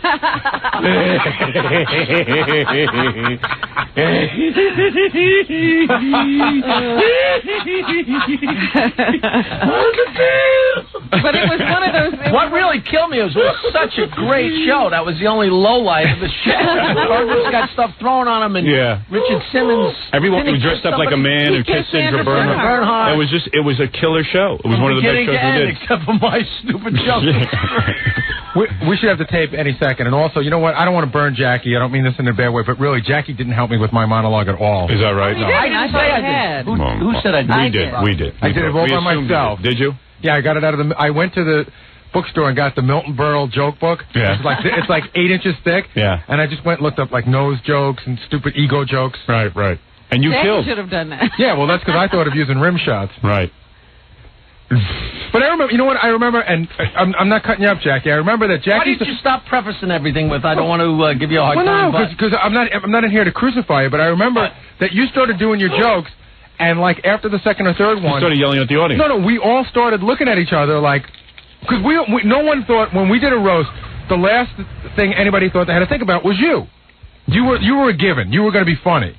So nobody thought, what was Jackie going to do? And then all of a sudden you started doing it. In all fairness, you guys should have checked Jackie's material and helped him with it. Yeah, if all those people listened to it, why didn't somebody tell Jackie it wasn't funny? Yeah, I think everyone was afraid to tell Jackie it wasn't funny. What pissed me off is everybody had me laughing at their jokes, and I didn't have me laughing at my jokes, and I didn't have you guys laughing at my jokes. Oh. Wait a minute, so what you're saying is the other people weren't funny, but you laughed at them anyway. Right, and you made it expected funny. them to do the same for you? Because Jackie... Yes, exactly. I see. Much like you giggle when anybody sneezes, you know. He's still working that through. There's still a catch somewhere. Oh, yeah. Yeah, and he left. I am the arbiter! I am the arbiter! Oh. We still let him down in some way. What do you got? You sure is that the tape? I got to All right, here it is, the Jackie the Joke Man tape. Fred, be ready with those laughs. You don't have I it? did show the tape, and when he showed it to me, I didn't laugh then either. Oh, you didn't? No, but I don't know. I showed you the tape? You didn't show him the tape. He played you the tape. Yeah, he played me. He called you into the jock lounge and said, "Hey, you want to hear my monologue?" And then he was laughing at the jokes, and I just gave him like patronizing laughs, whatever. Right. Well, you were afraid to say to him it's not good. Yeah, because how do you say, "Hey, that sucked"? Right. He's a professional. Is that the truth, John? I swear to God, because they were just kind of like you're hurting me now. I don't mean to hurt you. All right, listen, Jackie's had many a good night. It's just that night didn't shine. You know what was really funny? We move this along. I gotta go help John with his lines, Tony and Tina. Yeah. What was really funny was that Jackie was doing the jokes in the usual way, where he tells a joke and he'd burst into a big gale of laughter, and he'd be the only one. Yeah, this is great. Hey, everyone, it's my turn. Now I give my chance. I am the arbiter of comedy. Now Because Jackie got up there with that attitude like, now everyone is going to see the truth. That's right. Howard's no good. This is why I got a Friar's Day for the roast. Yeah, this is going to be it. When I get on, my 5 minutes will kill so bad. I will blow Pat Cooper off the stage. That's right. Andy Youngman off the stage. Everyone. Howard is dirt. Stand back, hacks. Let go the pro. This is my moment to be discovered. 50 years I've been preparing for this moment. The Jokinator. The Jokinator is coming to the stage. So mean. I'll be back. This is my launching pad. I'll be back. This show is seen by millions of people now. They're all going to know the truth. This is in L.A. Yeah, this is national. National. Capital N. All right, here he is. So here goes Jackie. Howard, here's a man who takes credit for everything you say, yet the only thing funny about him is his belly button. So true. Please welcome the very bitter and the very upset Jackie the Joke Man Martling. What is it, Gary? I thought I remember that there was even a rap that Robin's setup was a setup. Right. Yeah. That Robin's setup. By introducing him as bitter and unfunny, that laid the groundwork. Yeah, right. Yeah, once he learned that we didn't set him up, it was like Robin's intro ruined it. Yeah. Short circuit. A man walks into a bar. A woman goes into a store. No, a woman walks into a bar. Oh, jeez. All right, so here we go. It's over. All right, this is his big moment. Look, you can't get out of the chair. Let me see what happens now. Shut up. This is his big moment. Now it's your show. This is Jackie Uncensored. Yeah, we'll see how funny this is, Robin. Jackie Uncensored and Unedited. All right, this is what ruined it. Stereo right here. Go ahead, all right. 8 years I've waited to call you Big Bird to your face, you gawky bastard. All right, go ahead. They're not going to laugh at one thing I say. No, that's right. We'll laugh when they laugh. Yeah. How about that? That's the deal. Okay, Howard. Go ahead, get out all your anger. Howard Stern. That's good. You take away his looks, his body, his charm, and his personality, and what have you got? Howard Stern. Gary laughed at that. Gary. Ooh. People say to me, Jackie, how can Howard act like such a jerk? It's simple, he's not acting. Oh, this is good. Now you realize. I'm doing so much. No, I was coming in because as funny as I remembered it. You know what? I was trying to help. I was trying to help by filling in, like going. You see, he's that so fun. Anything. I was bad enough. You don't have to lie along with it. No, I really was. I swear to you. Trying to lighten up the crowd. I thought like if we had a little row going between you and me, like maybe they'd get into it. Yeah, it's like throwing a cancer patient in aspirin. All right. Now you're funny. All right, let's get back to it. It's better than Henny, but at least he was old. At least now you realize that you need me. Write me a joke. That's what you realize. You need me. I absolutely got to have you. Go ahead, continue with your act. I admit that Howard does work hard. He had to search far and wide to find a producer whose face he could make fun of. There you go. Okay, all right. Credit where credit's due. Okay. Credit where credit's due. Okay, moving on. You're fast. All right, I gotta get. Okay. Producer whose face he can make fun of. Producer. Okay. There's lots of room for improvement. There's lots of little nuances in here. Did you hear after that last joke? You just right under your breath. You go, oh, there you go. I was just getting nervous. I wanted Jackie to succeed that night. At this point, it was getting uncomfortable for all of us. Because I knew there'd be hell to pay. Credit where credit's due. A terrific, skewed sense of humor, a brilliant mind, amazingly fast, a joy to work with. And think, I wouldn't even have met Fred Norris if you hadn't have called me. Look at Fred. Look at Fred. Poor Jackie. You don't wonder he was mad at me. That was good. He gets mad at me. But I was even trying to laugh. You heard me in the beginning. I was the only one laughing in the room. Robin did laugh, Jackie, in all fairness. I didn't hear that. See? You have to go back and recap. Hiding from embarrassment. Fred doesn't even want to. Robin, is there a day that goes by that Jackie doesn't think he can leave this show and get his own show? Not one. This is it. Even right now, he's having that thought. I don't need these people. Sandra, you're friends with Madonna and everyone else. How's Jackie doing? Seriously. What does Madonna have to do with it?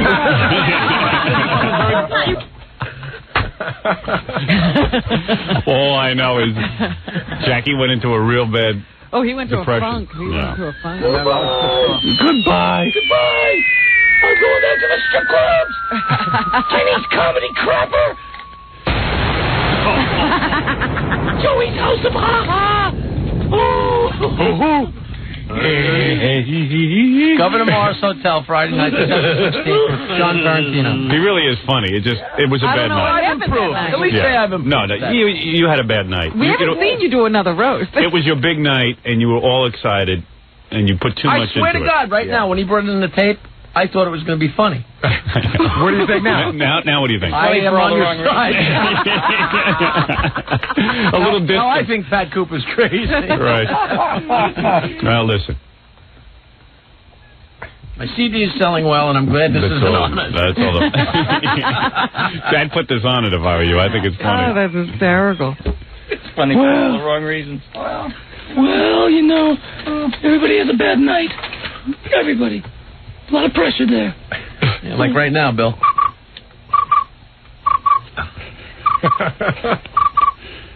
I can wait it out. All right, we'll take a break. I don't want you blaming me anymore when you have a bad night. Okay. Nobody believes in you more than me. I know. Merry Christmas. He still harbors resentment. You know what?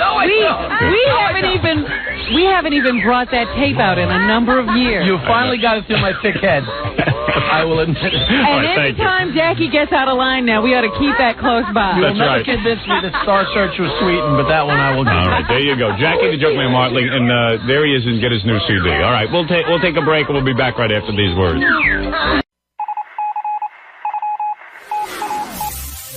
This is the best of the wrap-up show. A recap and behind-the-scenes look with John High and Gary Dell'Abate.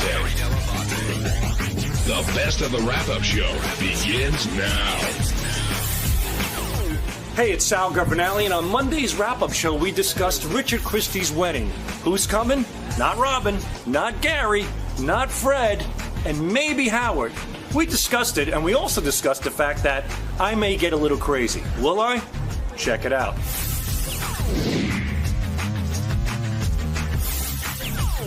And now joining us is the man whose wedding is causing great controversy and angst all throughout the hallways of the Stern bullpen, and that would be the only Richard Christie. Well, it's funny how everybody always says that when you're planning a wedding, you're supposed to be stressed out and filled with angst, but I'm not. Howard is more than me. Were you going to go in today if Howard didn't call you in? Because it sounded to me like he was debating what to do, what not to do. He was almost looking for you to come in and say, hey, it's okay if you don't come. Yeah, I mean, it's his decision. I'm not going to, tell him either way, because whatever he wants to do, I'm fine with. Like people were saying, I didn't go to Jason's wedding, and that was my decision because I had something to do. So if Howard... Do you regret that, by the way, now that you're having your own wedding? No, not really. That was an awesome concert. Well, yeah. Sorry, Jason, but... You should clarify what you chose to do, because it's not like, instead of going to Jason's wedding, for people who don't know. I went to see my favorite band, Coheed and Cambria, in Los Angeles. But how many... you saw them how many nights in a row? Well, I saw them 4 nights in a row in New York and then 4 nights in L.A. Right, so you could have skipped a night. Yeah, but it was my favorite album. They played it in full the night Jason got married. Can anybody here name a Coheed and Cambria album? I know you can. Can anybody else? But that's why I like it. I don't like mainstream stuff. I like stuff, niche stuff. Does it bother you that, you heard why Robin's not going? Fred's not going because he doesn't go to any of these things. Mm-hmm. And Gary said he's going to be in the Outer Banks. And Howard is struggling because he wanted to make plans with friends, I guess, they hadn't seen in a long time. I don't know. That was sort of the explanation I heard. But Does it hurt if you know that he could be there and he doesn't come? No, honestly, no. I mean, my main thing, and this is what I've said all along, I want my fiance to be happy. I want her to have the perfect day, and that's the most important thing. So even if I was hurt by Howard not coming, to me, my feelings don't even matter about this wedding. I want her to have the perfect day and her to be happy. And I think what's most important for her is that her family and that her close friends are there, and they will be. And I think she's going to be so excited about that. And if whoever wants to come, they can come. If you got plans, it's fine. How important is the wedding day to you, though? Very important. I mean, I just, I'm with the most awesome person in the world, and I'm really lucky to have found somebody that I love this much. And then I'm your really wife's going to be excited. there, too, because I think you were talking about Sal. Sal, yeah. Sal's my best man. So Is he? Yeah. Is Sal going to be your best man? Yeah. Oh, God. Fuck off, So, John. are there going to be any hijinks at all? We going to take your dick out at the No, ceremony? I won't. That's I won't. where the ring is. No balls are coming out. No Captain Sacks. See, No. I'm surprised because you do What? No Captain Sacks at the wedding? No. Because you'll do that at people's weddings who don't want that to happen. Richard, I'm guessing, gives you the all clear. Well, in the past, when I have done that at weddings, it wasn't deliberate. I get really drunk and things happen. I love at Billy Mira's wedding when you climbed up his wife's dress. Yeah. And you were singing real dirty Bon Jovi. What did you sing at Billy Mira's wedding? Living on a prayer. I think I want to fuck your pubic hair or something like that. I don't know. Come in your pubic hair. I just grabbed the microphone. The guy, you know how the DJ goes around with the mic, and everybody's singing along the lines like, "Oh, living on a prayer." And I grabbed it. I looked at Brian like, "I want to come in your pubic hair," and and there was like an 8-year-old kid on the dance floor, and the mother grabbed the kid by the sides of his ears to cup him and dragged him away. But again, it wasn't. It was good old-fashioned alcohol. Is it going to be a first dance for Richard and his wife, and then one for you and Richard? Whatever he wants. I know you two are going to dance together. I know that's inevitable. That'll happen, I'm sure. I said the only thing separating me and Kristen is pretty much the dress. I mean, that's the only difference. Well, and a vagina. Well, do you think? And even that's up for discussion. Yeah, whether Put that's some, what's separating you. Yeah. Put some hair around my asshole. Richard will go to town. Do you think Howard should go to the wedding? Do I think he should go to the wedding? I think he should do whatever he wants.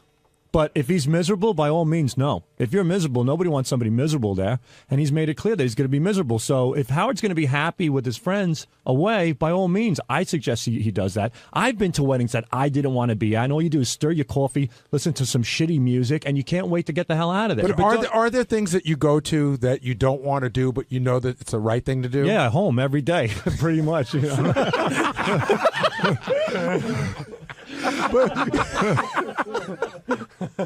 But you stirs his coffee at home every day. Yeah, I do. Yeah. But don't you think drop cyanide in somebody's cup one day? When you're in those situations, don't you sort of make the best of it? You typically You do make the best. Look, there's a difference between doing something and not making people aware. But Howard has made it perfectly clear that he doesn't want to do this and that he's going to be miserable. The fact that he stated that already, I think it's acceptable for him not to go because he's made it clear. He's being honest. He's at the point now. I think he's gonna be miserable either way. He's gonna be miserable if he goes. Not miserable, but you know what I mean. He's like, why do I have to do this? Why do I have to do this? But if he doesn't, he's gonna be like feeling all guilty and like I should be there. But he shouldn't feel guilty because it's we don't feel bad about it. My fiance. I mean, honestly though, my fiance gets stressed about this because when Howard kind of makes fun of our wedding and she gets really bummed out about it. So it probably is better if he decides not to go because I don't want her to be stressed out that he's here. That he's at the wedding. Does it matter to Kristen? Like, is she at all like, oh, it's embarrassing if he doesn't come, or is that no big deal? No, that's not a big deal at all. No, she wants the people that want to be there, and if unfortunately, I think if Howard's there, my fiance is going to be worried the whole time that Howard's having a miserable time, and I don't want my fiance to worry about that. I want her to have the greatest day of her life. So you're going to take the dinner and the gift? He doesn't have to do the dinner. I can tell that's another thing he doesn't want to do. Do you get insulted when he says, "I'll take you and your former intern fiance to dinner"? No, not at all. I thought that was a bit of a dig, right? Well, that and I forgot what he said. I forgot how he described you as well. Contest winner. Contest winner. Right. That was Rob who brought that up. I've been dug at 1,000 times on this show, so no, digs don't bother me anymore. But you know, he doesn't have to do the dinner. The gift would be great. You know, I got to be honest. Shoot us a number that works for you. Did you have a number in your head when you were in there? I really don't, because $10,000, Richard. That's fine. That's great. I mean, you have a number in your head, I'm sure, over there. Oh, I do. Hey, Rick, I will tell you that when I got married, Howard did the same thing on the air about, you know, what should we give you? What should we give you? And several friends of mine called me and said, you should thank Howard, because he talked about it on the air about whatever was going to give. The guy said, I know for me, he drove up my price. Yeah, he set the bar. He set the bar. And a lot of people said, well, they went higher because they heard what Howard was talking about. Yeah, when Howard said today, he goes, if I do attend, I'm going to give you $200. I was like, shit. You know, I wanted to bring up something as well. I love the Richard style for this wedding. It's not the traditional wedding. Like, he's doing something that I've never seen before. What's that? And I wanted to get your opinion on it. How do you think Howard would feel about it? He's not doing assigned seating. It's just sit at any table that you like for the dinner. And I was like, wow, because, you know, that's a pretty big thing. Well, everybody said that's one of the most stressful things about a wedding is deciding. Putting it together. Yeah. Yes, we're like, well, then let's just avoid that, and people can sit where they want. But there's also a reason why you do that, because then it's just bedlam. So Howard shows up, sits down. Right. So I want to get your opinion on 173 people immediately go over. Here's what I have in my mind. Aunt Gladys from Missouri just walks over to Howard, doesn't know who he is. Goes, anybody sitting here? Yucko might sit next to Howard. Oh, might. Howard knows Yucko's going to be there. He might not go at all. Yeah. It will be interesting to see who sits next to who and who gets avoided from our show, certainly. Ronnie, what do you want to say? I just came in real quick to say I am going to the wedding. I could have been in Indianapolis, but I'd rather go to his wedding because I am preparing a speech you'll never forget. Oh, thank you, Ronnie. Is it going to be like the one you gave at Bubba's wedding? I thought you retired from these speeches. I don't know. We'll see. At his wedding? He just looks retired. At his wedding, I might reconsider. I told Ronnie, I said, Sal's going to be my best man, and Ronnie's going to be my best old man. But, yeah, the speech is in the works. You think Howard should go? He doesn't go to anybody else's, really, so I don't know. No, you're not answering my question. If he's not doing anything, he should go. In the mic. I'm talking in the mic. Well, stand up and talk. Lower the mic. Oh, don't you start with me, because he had all kinds of ideas that I should make a speech with him. No, you said, you go, you're making the speech, I'm making the speech. So I go, well, then maybe we could do it together. No, but you came up with the idea I should do the best man speech. I said you could tackle me and take over. No, your that's speech not will what be you better. said. Oh, don't lie. No, I said you could tackle me. Why do you lie in front of everybody for? I can see Sal doing a real thoughtful, nice speech. That's how. I want to do a thoughtful speech. Yeah, Believe but after a few drinks, he won't. The thoughtfulness will go right out the window. Well, that's when you take over. Well, we'll have him do it early then. It sounds like Sal's going to toe the line here. No, I don't believe that from I'm me. having such a dilemma because when I'm thinking about this speech and a lot of funny things come to mind. Here's what's going to happen. I know exactly how it goes. I know how it goes. Sal's on his best behavior, but then he gets there that day and he drinks because he's having a good time. Sure. But that's not the worst part. The drinking isn't the worst part. The worst part is he gets alone with his thoughts and he goes, I know that Richard's a good friend and I should behave, but I think people expect me to be funny. And I don't want to disappoint. He's got to entertain. Then he drinks a couple more. Especially if Howard shows up. No way. Entertainer Sal. I'm making it perfectly clear right now. That's what I'm going to do to him because that's what Spice Boy did to me at Bubba's wedding. Yeah, but you being there and doing it is a little different than Howard being there and doing it because you said Howard egged you on at Jason's wedding. Howard did. I mean, I was Howard's dancing bear at Jason's wedding. We were writing stuff in his book and drawing pictures of Gary. And everything but paying attention to your wife. Everything but that. Howard told me taking my dick and smacking in Robin's pumpkin soup for fun. And, it even got to the point where Beth was like, Sal, don't do it. Don't. And she was like even saying to Howard, cut it out already. And so, no, I'm making it perfectly clear. Does it ever dawn on you, go, you know what, Howard, I had a lot of fun, but I got to go hang out with my wife. I'm going to sit down and enjoy the wedding. Absolutely not. I'm with her for the long haul. I mean, we're going to share a cemetery plot together. If I got a chance to smack my dick into some soup, by all means, I'm going to do it. Honey, I could go to a wedding with you any day. I can only put my cock in Robin's soup once. But I'm making it perfectly clear that it will be a sincere speech. There will be nothing crazy, wacky, over the top. And, and that's How come you can't look him in the eye when you say that? I can look at him in the eye. Okay, does that include, so you give the speech and that's sincere. Is there a possibility you might grab the mic at other times for some hijinks? Let's say Ronnie grabs the mic and there's a song going on. Don't bring Ronnie into it. Well, let's say hypothetically there's songs going around and stuff. Yeah, but I will never be over the top and offend anybody because I love Kristen just as much as I love Richard. But see, the thing is, I think when you've done these things in the past, you didn't think you were offending anyone until someone Very told true. you. Yeah, it took 6 years of this show to, pretty much hammer it into my skull. And there's also a part of you that I think can't help yourself. Right. I think so, too, and I have to watch myself. Maybe I'll have like 6 Kettle Ones instead of But 7 or 8. does Richard even worry about, is Kristen worried about anyone being over the top? No, not at all. So because we hang out with we hang out with Ronnie, we hang out with Sal, we hang out with High Pitch Mike, and they're all our friends. So we know how they are, and we're fine with that. Hey, it's Gary Delabate. On Tuesday's wrap-up show, talked to Benji about being late from coming back into the studio after a break, which Howard noticed. Also, I was pretty pissed off that Sal had bypassed me to go into the studio and sort of fucked up the flow of the show. And a listener called in and said, Gary, man, you sound angry today. And I was really pissed off because the guys weren't doing what they were supposed to be doing. So check it out and see how pissed off I actually was.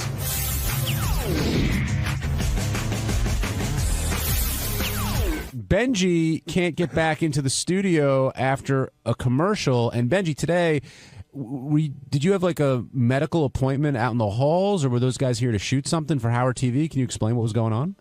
Yeah, the doctor, Dr. Jonathan Gordon, and his... You don't have to name him every plug time. him. And his hot assistant, Carly. I just said don't fucking plug him. Oh, okay. Well, don't... In other words, I said Carly and Dr. Gordon. We don't need names. Sorry. Just tell us a story. Okay. Why were they here? Yeah, I'd like to know. No, because I'm sort of... This goes to the next thing on the list, which is Sal bypassing me, which I'm sort of irritated that all the shit's going on that I'm unaware of that makes me look really bad to Howard. All right, I'm sorry. That included. So why did you need to be out there today? The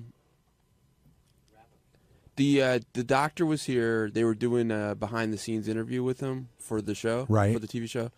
And just while he was here, there were some things I wanted to ask him about real quick about my ankle. But it looked like you were doing shtick for TV. Okay. But I'm asking you the question, because if there are questions you needed to ask him, it's different than you're doing shtick for TV. No, I was concerned. Like I asked him if it doesn't hurt too much, is it a bad idea to walk around as much as I want, or should I try to keep it completely immobile? Did you invite them up during the show purposely, hoping that maybe there'd be some? I thought they would have fun up here. Right, but why don't you tell me that? Invite them up? What are you talking about? I'm they get up asking. here? I don't know. It was Howard TV invited them up? I guess so. Yeah. So you didn't know he was going to be here? Well, when they did an interview with me yesterday, they said, "Oh, we're doing an interview with them tomorrow." All right. So again, you can't get a straight answer out of Benji. Wait. It's very simple. Did you know he was coming up today? I happen to know. Yes. Okay. Did you know he was coming up in the morning? I happen to know that. Yeah. Okay. Great. That's How did you find that out? How did you know? Oh, I know. I didn't know it was going to be in the morning. I found that out this morning. I found out that yesterday they told me when they were doing the interviews. Wait, what am I not answering, Gary? It's like yes, no. I found out. It's all roundabout. I'm just asking a straight answer. When did you figure out they were coming in this morning? I think this morning I was told that. Who were you told by? Definitely yesterday. They told me the doctor was coming up today. Who's they? People who work for the TV show. Okay, so Howard TV scheduled them to come up here today. As far as I know, yes. Okay. Let's get someone from Howard TV down here so we can clarify. But another thing I noticed today, and I hope your ankle's getting better, I saw you had the boot off, you had it on. Were you doing some kind of physical therapy I wanted to thing? show the doctor. The blood has moved up my leg. There's like a big blood spot, and I didn't know if that was safe. I was concerned about that. All right. We'll get to J.J. Abrams later in our show, but Gary, since you touched on it, we should talk about you being bypassed. So, I mean, there's this issue with Benji, and we'll get to the root of it and see where it all came from. But really? You get to the root of it? Well, we'll try. But with Sal, Howard was talking about how his favorite room in this entire place is Sal and Richard's office. And it's because that's where they do the phony phone calls, and they love going in there for prank calls, and Howard really gets a kick out of it, and he was reminiscing. And then all of a sudden, Sal pops up on the mic to play a prank that Howard loves. I was livid the second I heard Sal in the studio doing that. Why? Livid. Because there was no urgency. You know, it wasn't as if, Howard, I just got this phone call, or I just did this phony phone call about Anthony Weiner, and it's so good you have to hear it, which that isn't even urgent. So Sal knows he's supposed to come to me, and he walks in, he plays it. You know, now had Sal come to me, I would have said, let me hear the call. You know what? I'll play it for Howard during the break. I don't have to play it from him. And he would have gone, but he's talking about it right now. I got it, Sal. But you know what? He's riffing on some other stuff. Let's wait till the break to play him this call. And I called Sal into my office afterwards, alone without cameras. We did the one in front of the cameras. And then without cameras, and I said, you know what? You make me look bad. I said, I'm really, like, I'm not a hard ass to you. I don't yell at you. I don't give you a lot of shit. You make it look to Howard like I have no control of the office. Why do people bypass you? You had Sal, you had whatever this Howard TV thing is. Clearly, you weren't. Well, in the that's loop different. on The that. Howard TV thing, they do their own thing.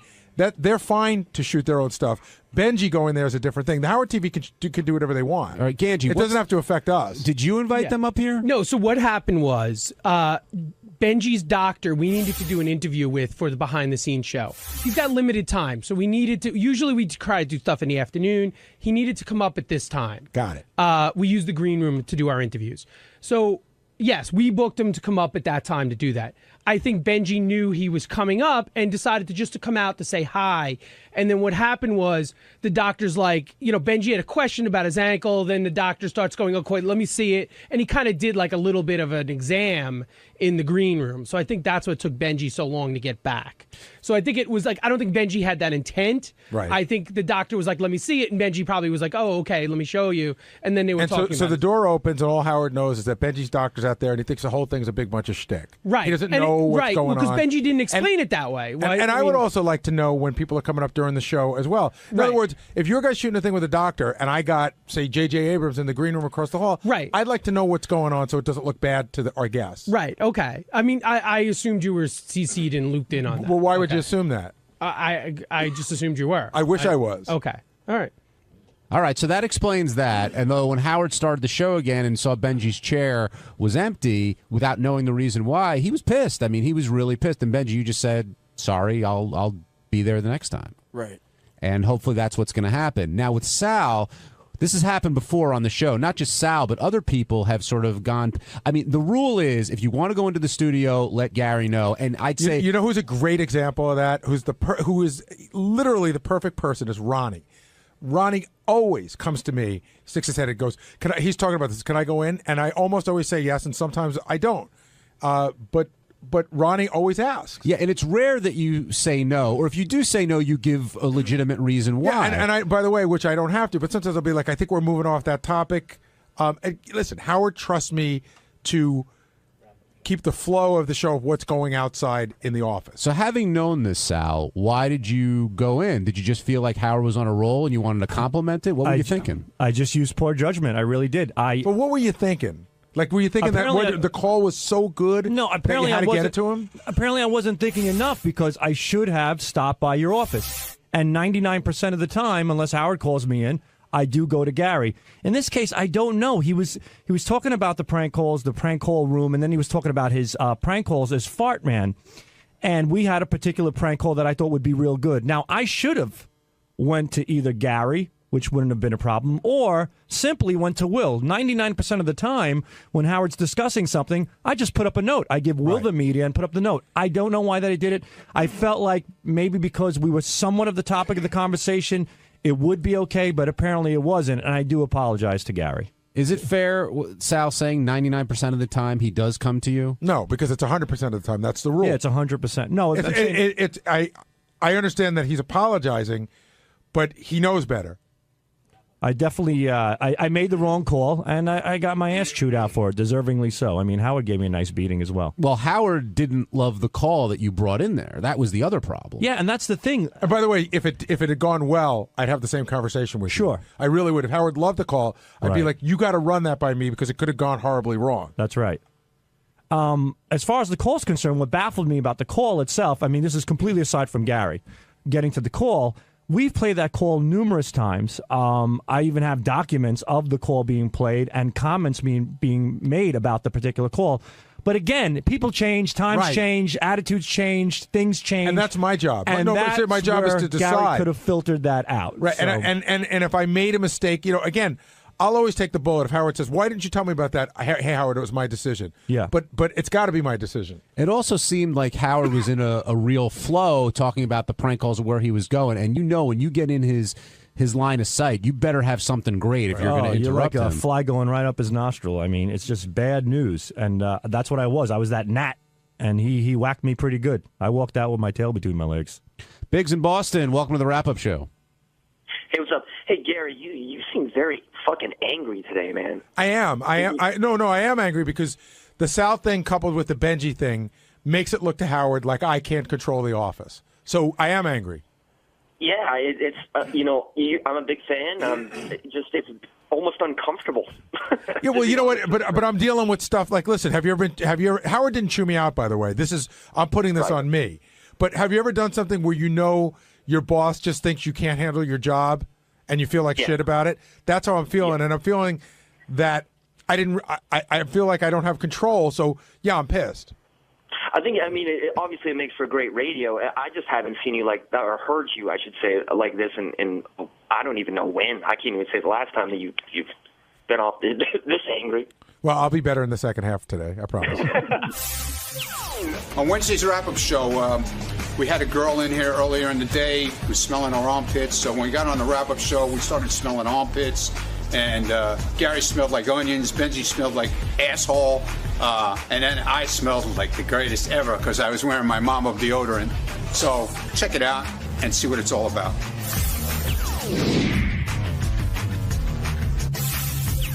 Over to Claire Sinclair, the Playmate of the Year. And she came in, she's dating Hef's son, she's sort of, all involved. But to me, things got crazy when the armpit smelling began. Now, I guess her theory was that she said that she could see, I guess, if she'd be interested in a guy, where it would go by smelling armpits. And the people the contestants were Gary, Benji, Ronnie, Howard, JD, Tim Sabian, and who am I forgetting? Was Ganji in there? No, it wasn't Ganji. There was one other person in there. I forgot. Richard. Oh, Richard Christie. How could I forget that? And her use of adjectives, I thought, were quite interesting. JD started, and you figured, who knows where it was going to go with JD, and he did okay. But then Howard went next, and she described Howard as odorless. A ghost. And Howard seemed flattered by that at first until she said, and that has zero to you're some kind of weirdo. And right. I thought he was really taken aback by that. Yeah, anybody is when you're on the shit end. This is how I played it. She said I had an onion smell, and the only thing I could think of is I leaned in so hard on her that my mouth was near her mouth, but I haven't eaten onions in weeks, so I don't know what that was. But I'm going to go, Howard was a weirdo, and Benji smelled like an asshole. Yeah, what was that So I'm about? the best of the worst. Well, yeah, in my mind. Being oniony. Yes. Yeah. By the way, was it musty? Richard was musty, but she and gross. No, she said musty and gross. Tim was very 80s. Old Spice. Old Spice. That was so funny that Tim was old. But Ronnie came off as what? Ronnie? What? Mambo Man, and a little bit of BO. But she liked that, I guess, because it was natural smelling. That's what she was saying. I think what she said about Howard, that's what I would want to go for. I would love to be odorless, and I don't know why that's. I don't know why she thinks odorless is weird, but I think that's I think you don't want to smell too much like deodorant. You don't want to smell like BO. Are you happy with the way you were assessed in there? Does it make a difference? Right. Yeah.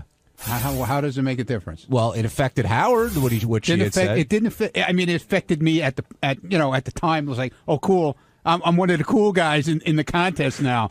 You know what I'm saying? But as far as anything else, what the fuck do I get out of it? It's very unscientific. You know what I mean? I'm not going to go home and go, oh, my God, how can I scrub the onion off my armpit? Were you upset the way she described you as assholey? Nah, it's cool. I actually think I smell really good today. But I haven't. I ate like tons of like garlic and shit. I saw you when we first came. I was like the first one to come in the studio, and then I didn't. They hadn't picked you to be one of the guys until the end. Yeah. And I saw Benji sitting over in the seat, and he had his arms up in the end. He was smelling under his armpits. I like the way it to see what he smelled like. Yeah, check me out. No. Come on. No. I'll check you out. Can I check you out? I don't want you. I'm so curious now. Aren't you curious to smell Gary's armpit? Like, you want to see if he smells oniony? Gary, I won't bullshit. Okay. I just. You could smell my armpit, but I'm not smelling yours. Okay. Thanks. I mean, be honest, Benji. How does it smell? Yeah, Benji. Swear on my life, it's a slightly pleasant smell. Swear on my life, but I don't know if both arms smell like that. Well, that's the one I gave. I use tiny bit. I use deodorant every morning. Tiny bit sweet. So where would the oniony be coming from? I don't know. I like his smell. Maybe I like onions. Wait, smell my breath. Seriously. Okay. Oh, they almost you kissed. think that's oniony? your breath is not 100% fresh, right? But it's not bad. Right. But your armpit smells better. Yes. Your onion armpits are one thing, but how do your armpits smell like shit? I'm way more like she's not fucking around. She took like a step back when she smelled your armpits. How could your armpits smell that bad? Especially after we learned that Richard Christie was willing to stick his finger in his ass and wipe his armpit. Well, actually, Richard stuck it in his ass, put it in my armpit. It was really weird because Richard really came and asked me that. And I'm like, I don't think that's a great idea.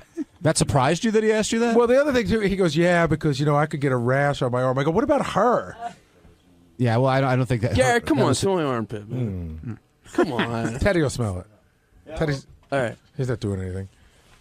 I love how No, I mean he's not on the board. I love how Howard tried to turn on me though right away when she said, hold up. So what's Teddy's face? Teddy, what's going on? Smells like my 70-year-old uncle. No, what's going on? He smells like what? Like B.O. He smells like an Italian hero. Thanks. But it's good. I don't know. It's musty. What's funny? You've got the look of disgust on Teddy's face, coupled with the look of pride on Benji's face. But Ronnie, what were you just going to say? She said I was okay, and that I was in contention to be one of her fuckies. If she would, because I smelled the way I smelled. But then Howard tried to turn on me right away. Like, no, she didn't. She said you smelled musty and old and. Like right away, he was like trying to turn it around on because actually I got something positive said. Well, I don't think it was you. I think he was just trying to move it. I just think he was trying to move the needle in his direction. By the way, do you guys exactly? That's what I mean. Do you guys have deodorant on today? I do. I do. I don't. Well, I have Mambo. I have Mambo deodorant on, dude. Well, is that seriously? They make Mambo deodorant? Yes, they do. Yes, they do. Is that you buy it in a store? Or you're mixing it at home? No. It's a roll-on. Ronnie, it's a roll-on deodorant that I don't think you can buy it separate. If you buy like a gift pack, like say you go to Macy's, that's the throw-in, and you buy a gift pack, it's a throw-in. So do you have like the whole kit? Do you have gallons of Mambo for those little roll-on things? No, I don't use them all. Are you a spokesperson for Mambo? I wish I was. Stockholder? I should be. I don't think they're making it anymore. Yeah, didn't we find out it closed down? But no, they didn't. No, it's made by Claiborne. Okay, number one. It's not on the market in stores anymore, but you can buy it online. Or you can sometimes like if you go to TJ Maxx, like one of those shithole places, they have it. Sometimes they'll buy like a truckload, probably, right? And they'll sell it. Do you? I think like Ronnie might get it from Mexico. You know what I mean? Like great market. Listen, I get great market Mambo. Does it make you think when you can't find it in stores that there's something? No. You can still buy it online. Like all of these. Perfume supply places and all this nonsense. That's where I get it from. And it's shithole places, to quote you. Well, whatever. I mean, TJ Maxx. I mean, they buy stuff in quantity and they put it up for sale real cheap. Did you start with the Mambo perfume and then got the deodorant, or did you get them all at once? No, the first time I got Mambo, I got it as a gift, long time ago. Just a bottle, okay? Then I really liked it. I had been in the store and I saw they had a gift set.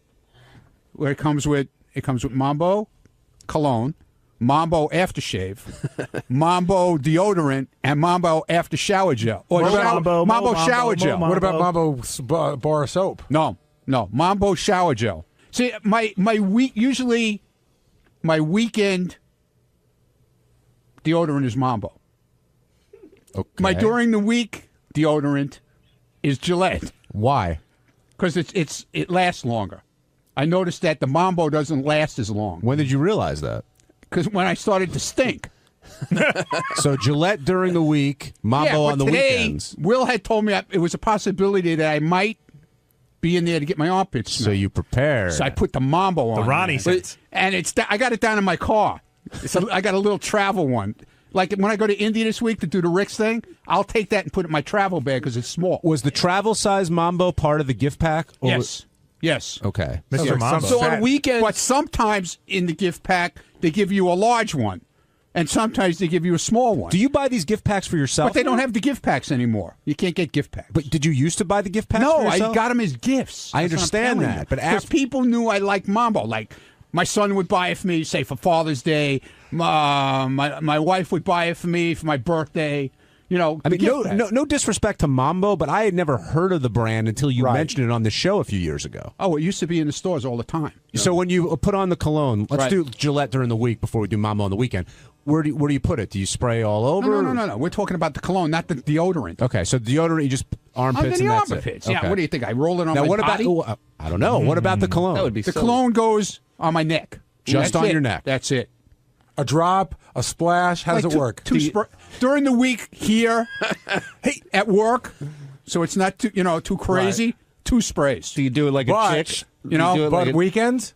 At Indy? Yeah. At Rick's? Yeah. Half a bottle, probably. No, but I spray up a lot more. Get that horse smell. Hey, because they love it, man. Benji, did you see the dancer chicks? They love it. I'm telling you. Did you I see get more compliments about that shit? Go ahead, Jason. Come on. Go ahead. Benji, did you say you didn't wear deodorant today? Nah. Do you normally not wear deodorant? Sometimes I do. Look, what? What is that about? Well, clearly you smell I need to good. get some more Tom shit because I don't like to use the chemical-y shit. Yeah, but listen, you're a sweaty guy. Thanks. You are, and then you sweat, and we're like, why wouldn't you wear deodorant? That's like almost like not brushing your teeth. No, I brush my teeth. No, but I understand what Jason's saying. I usually wear deodorant. I didn't today. Oh, well, you just said you usually don't. I knew we were doing the thing today. Yeah, but I thought that was the weirdest thing ever with that girl today.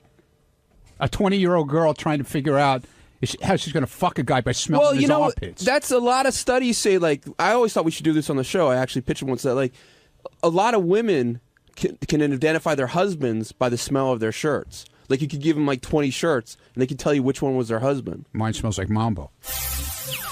On Thursday's wrap-up show, we talked about the message that Sal left for Gary about being sick and how it sounded a little bit shady, and then Howard called Sal shady on the show, and that really ticked him off. So we heard Sal explain himself in only the way that Sal can, and you can draw your own conclusions from that.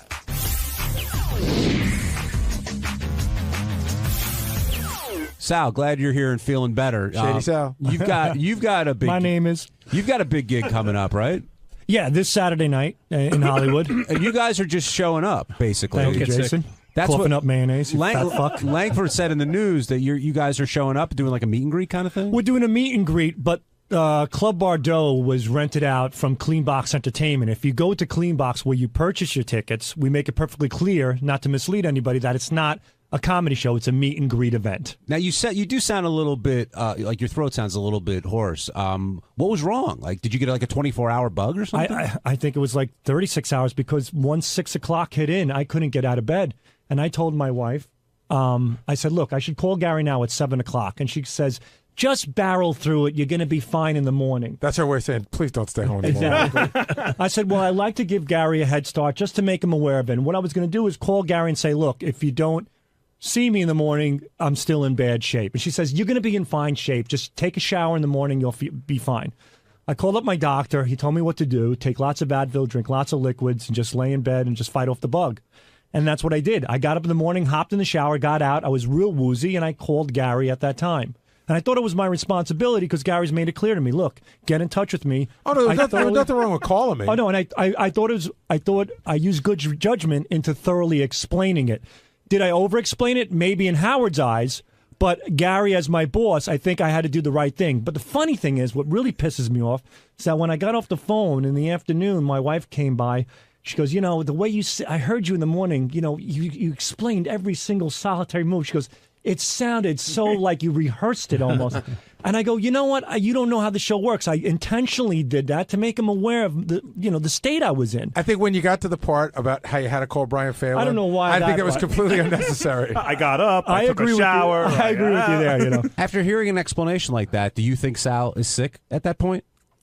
I don't doubt that he was sick, but I think that no matter how sick you are, you need to. People always feel the need to make themselves sound sicker, so that you really can convince your bosses why you're not coming in. Now, Sal, what after the over explanation, according to Howard, I mean, you sort of laughed that off, but then he said that you're awfully shady and something triggered in you. Yeah, because that's wrong. I mean, don't call me. I wasn't shady. Well, hold on. What does shady mean to you? Yeah, because you've been called a lot of things. And did you think it was racial? No. By the way, coming from the guy that calls you a pedophile every other week. But I don't call John a pedophile. When you hear the word shady, what does that conjure up in your head? Children call him a pedophile. What does that conjure up in your head? Sal, that's shady. It sure is, and I'm proud of it. I just thought it was like swarthy would be a good word. So you did think it was racial?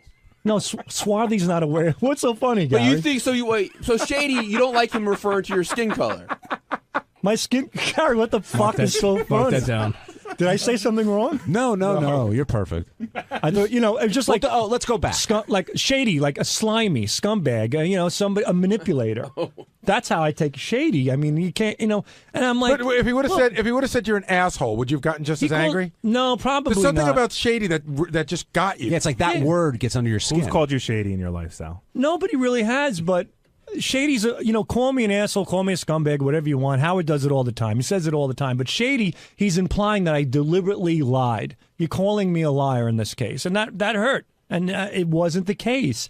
And I think he knows more than anybody else. I certainly love being here. And that's why I made the effort to get up and get the fuck out of my house. Well, after hearing that message, though, and the way you did it, it did come across as shady. It came across that way out of respect to Gary because I thoroughly explained what I should be doing. Because one time I did not come in. I sent an email, and Gary made it perfectly clear. Listen, you call me up, you make me aware. And I did that. And did I overdo it? Yes, I did overdo it. I didn't ask you to over-explain. One time you just didn't call me. I didn't. I didn't say call me and over-explain. I just said you got to let me know when you're going to be sick. You just called Phelan, I think. You sent Phelan a text you called an message. intern. I called John Hine. You called an intern, and you told an intern to tell me you weren't coming in.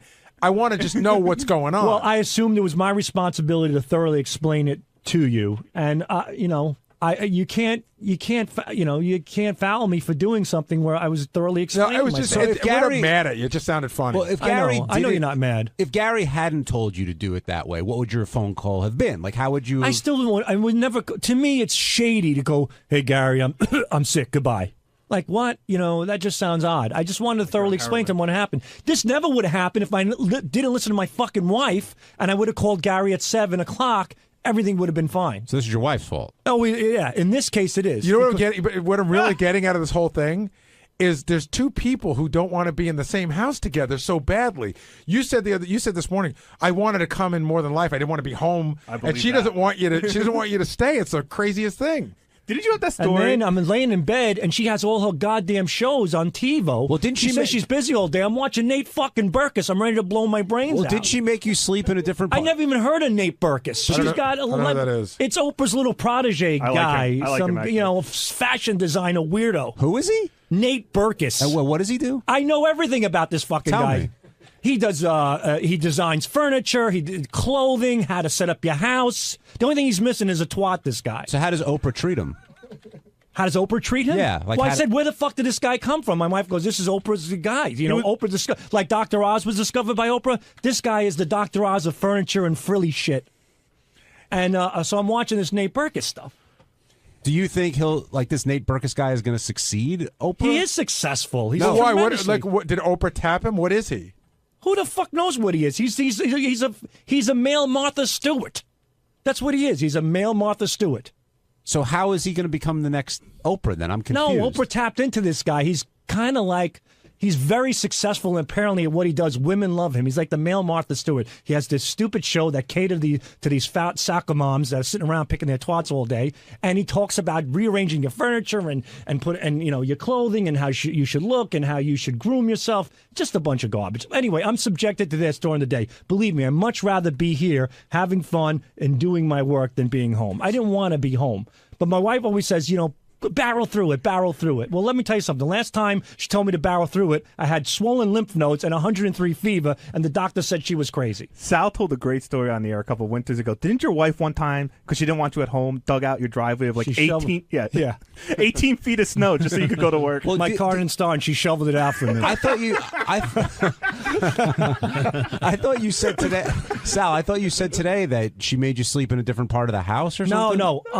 I slept this time. Last time when I didn't throw up. If I would have thrown up, forget it. I would have been upstairs quarantined. That's why she opens the door and she rolls a Gatorade bottle and shuts the door. That's the most ridiculous thing. Sal's wife is a big germphobe. Yes, you've heard the stories about how he threw out the garbage one night and he came back to bed and he was infected, so she had to take the sheets off. She takes my son Antonio out of the room. He has to sleep with Aiden and Aaron.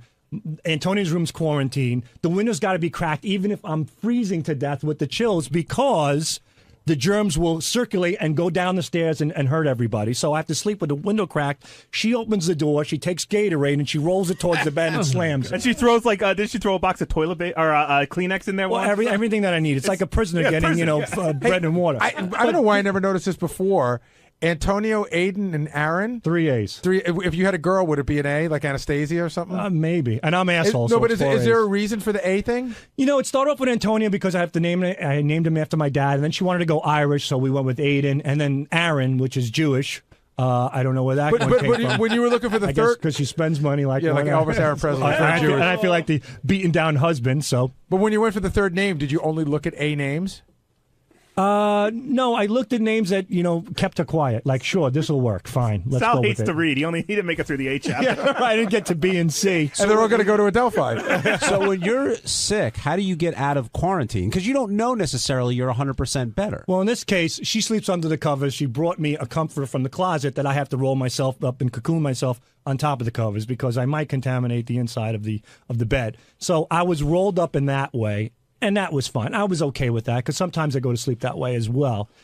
She didn't get sick, whatever. I had this bug. I didn't throw up. It didn't freak her out that much. But she said barrel through, and I did. I woke up in the morning, I called Gary, and that's how it happened. Joe in Carolina, you're on the wrap-up show. Hey, guys, did anybody else catch this? Sal, you are a little shady, buddy, because you said during the show that you did throw up. And just now you just got done. I never said I throw up. I was nauseous, but I never threw up. That's not what you said. In the message, did you say you threw up? Not that I remember. I did not throw up. I was nauseous. Because now I'm thinking about the message. I think you said you did throw up. I got very nauseous. Dude. If I said, all right, fine. If I said I threw up, fine. But the point is, I don't think I did. But I said I was nauseous. Who gives a shit? It was close enough. I didn't eat and I was nauseous. If you threw up and said you didn't, is that shady? It could be, but I think it's just my frame of mind where I was. I could have thought about throwing up. All right, sounds shady to me.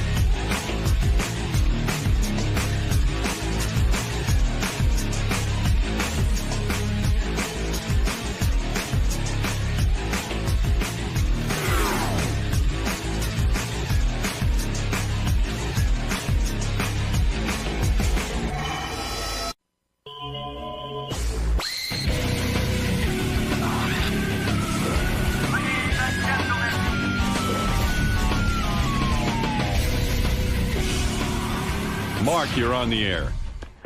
Hey now. Hey now. Hey, can you put JD in control of the programming on Howard 101? I don't know who the fuck is doing it, but is doing a horrible fucking job. Tim's the program director. Tim, can we have him in for a little sit down and see what the fuck he's thinking about the programming? What don't you? Well, I mean, you interrupt the fucking programming with this Abe and Louie, whatever the fuck his name is, and then he decides, or you decide to pull off Big Black Show. I mean, We didn't pull off Big Black Show. Those guys won't come on because They're on they didn't get paid. For some reason, Sirius has people on a 60-day plan for paying them. I'm on the 60-year plan, we found out. But whatever. all right. I mean, Tim, you want to come in and defend who? Abe was on last night? Well, a lot of people said to us on 101, can you put on some live shows? So we put on Big Black. Well, they'll be back, those guys, as soon as they get paid. By the way, though, if they stop working, does the 60-day cycle stop at a certain point? I don't. You're asking the wrong guy. Because they might have to go through this again. Hey, Timmy. Good morning. What do you say, man? Black on Black is on tonight at 8 o'clock for 2 hours. There you go. You see, you were bitching about Tim, and now it's that. Here we go. Go ahead. What else? And then on the Abe Cannon show is somebody we're just trying to develop new talent and look for new things out there. And Abe's pretty funny. Yeah, so we're trying stuff. Especially that guy that they got on there with the deep voice, right, Tim? What's his name? Bass. What Bass? Bass. I like him. I don't know. I listened to the show. It sounded like a retarded version of The View. Well. I mean, what can I tell you? All right, so then you tune over to 100 and listen to our replay. Exactly. I mean, what about Sal and Richard? They got enough material to fill a fucking time slot. You want to hear Sal and Richard? We'll give them a show. Please. All right. I guarantee you there'll be complaints about that. Right? You give Sal and Richard whatever a show? you do. Whatever you do, someone's going to complain about it. Hey, by the way, yes, sir. You got to learn how to spell, bro. What did I spell? What is the word first of all, a couple of things. Well, you first of all, misspelled. let me You tell mi- you. No. This is Okay. you. Here, hold on a second. Here, Listen to me. Okay, go ahead. Okay. You got to get it together. When there's a word you don't know, don't put it in an email. You understand? Okay, which word was Sometimes it? you got to choose another word. He goes, in the past, PASSED. Uh-oh. All right. Oh. Now listen. No, because spell check. No, Seriously. that is No, let me- PAST is a word. I know. It's not spell check. But literally, I'm going to No. show you something. Past and past are two words that are. I know, but when you're typing on an iPhone and you're typing away, and it's like my spell check. Right, sure. Okay, listen to me. And Spell check won't catch that because past is spelled correctly. and how do you spell whirlwind? Whirlwind? Yeah, go ahead, spell it. WORLDWIND. Okay. No. Now listen to me. Whirlwind. Oh, I'm sorry. What? Huh? Go. What? Yeah. Okay. You listen. Don't use the word whirlwind. Okay. What did I he use that? put whirlwind in anyway? He does. Oh. Listen Why to are me. you Okay, using I'm that listening. word? You're a bright guy. You're I one of know. the best programmers I know. Thank you. But some words, when I don't know a word, I don't put it in a written. My note. head goes too fast. Whirlwind. Whirlwind. World. WHIRL. WHIRL. World. Right. It's not Okay. world. Whirl. I know. Okay. Whirl No, round. you don't. Yes, World and whirl are two different words. Got it. Sorry. Yes, sir. Okay, I'm going to I'm go worried back. about. No, don't you go anywhere. Okay. I'm going back to my thesaurus and my dictionary. Listen, Tim is not alone. There's a lot of people out there, myself included. I know, and spell check also. No, that is not spell check. Well, no. That has nothing to do with spell check. I want to show you an example. I know when it's spell check. I know all about that. Okay. Come back here. Where are you going? No, I gotta go. I'm not done with you. I got things What to am I do. going to do? Get over here. I got things to do. Come here. Where's he doing? You better run out and study spelling. He always carries on with that spell check. Spell check is not going to catch a word that's spelled correctly. I love Tim. Actually, I'm very upset today. Did you hear about Clarence Clemens? He had a stroke. I love Clarence. Too bad. Yeah, good dude. Really, every time he came in here, it was great. But, and when he would fawn over you, it was the greatest because you'd go, oh, thank you. You know when a chick's not into you and you're like, I want you to call me when you're in the tub. And you're like, thank you. You're the face of an angel. Thank you very much. You know. I love to cook. Oh, we'll have to make that happen in the year 2057. Poor guy never even got to cook for you. Robin's probably tearing off in her car. He almost ran out of the room. But, yeah, he had been in failing health for a while. Yeah, he's been having some trouble. They were saying last year, I guess it was, that would be his last year touring with the E Street Band. He used to sit most of the concert on stage. He had 2 hip replacements and all kinds of things were going on. So they said he had a stroke, and I don't know what that means, but stroke, What do you mean I don't know what that means? I mean, I don't know if it was mild or very, very intense stroke. You know, there's all varying degrees. Well, they said he was seriously ill. No, you know, that sounds like in a coma kind of thing, right? I mean, I don't know. Necessarily. Just says that it had a big effect. Oh. And we don't know what the long term of it is at this Great point. guy. Robin's so cold that she would just be like, now you're a vegetable. I love vegetables. All right, I'll marry you. Poor Clarence. That sucks. You know, getting old and like something like that happening just blows. You know why? Because now he's at the mercy of like everyone, like the hospital and Yeah, your life is turned over and put in the hands of everyone. other people. I hope he's okay. I once saw a movie, a guy had a stroke. All he could do is blink one eye. Everything else, he was fucking frozen. And he wrote a whole book blinking his eye. You see this movie? You told me about that Holy movie. I said, mackerel. why would I want to go see that? You know what? If you feel like hanging yourself and you're just not depressed enough, just watch this movie. I don't know why people watch depressing things This like movie, that. this guy had a great life. He's hanging out. He's got a girlfriend. He's got a sports car. He's got everything going for him. He's got a young kid, blah, blah, blah. Driving along. Oh, I don't feel so good. Boom. Next thing you know, he's in the hospital. All he can do is blink one eye. Everything else is completely shut down. Yeah. He can think complete thoughts. His mind is intact. Mind is racing along. Yeah, but all he can do is blink one eye. And he's all freaked out and everything, and he's locked. He can't talk. He can't do anything. Can't tell anybody anything. If he's got an itch, he can't even scratch it. I know. So he starts blinking, and they say to him, okay, blink once for letter A, blink twice for the letter B, and so on and so forth. Z, of course, is 26 blinks. 26 blinks. Yeah.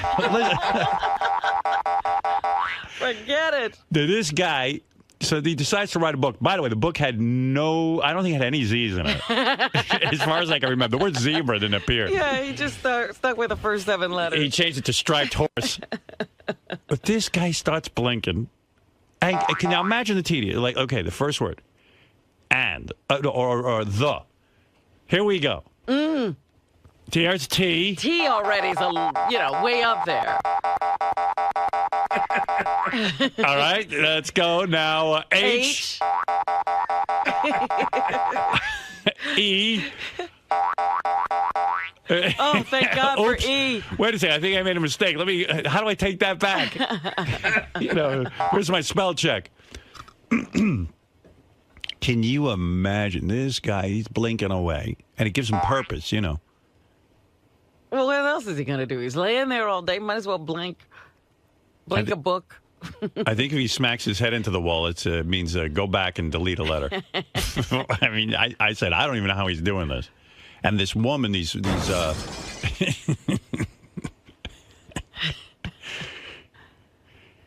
even with the blinking, he spelled better than Tim.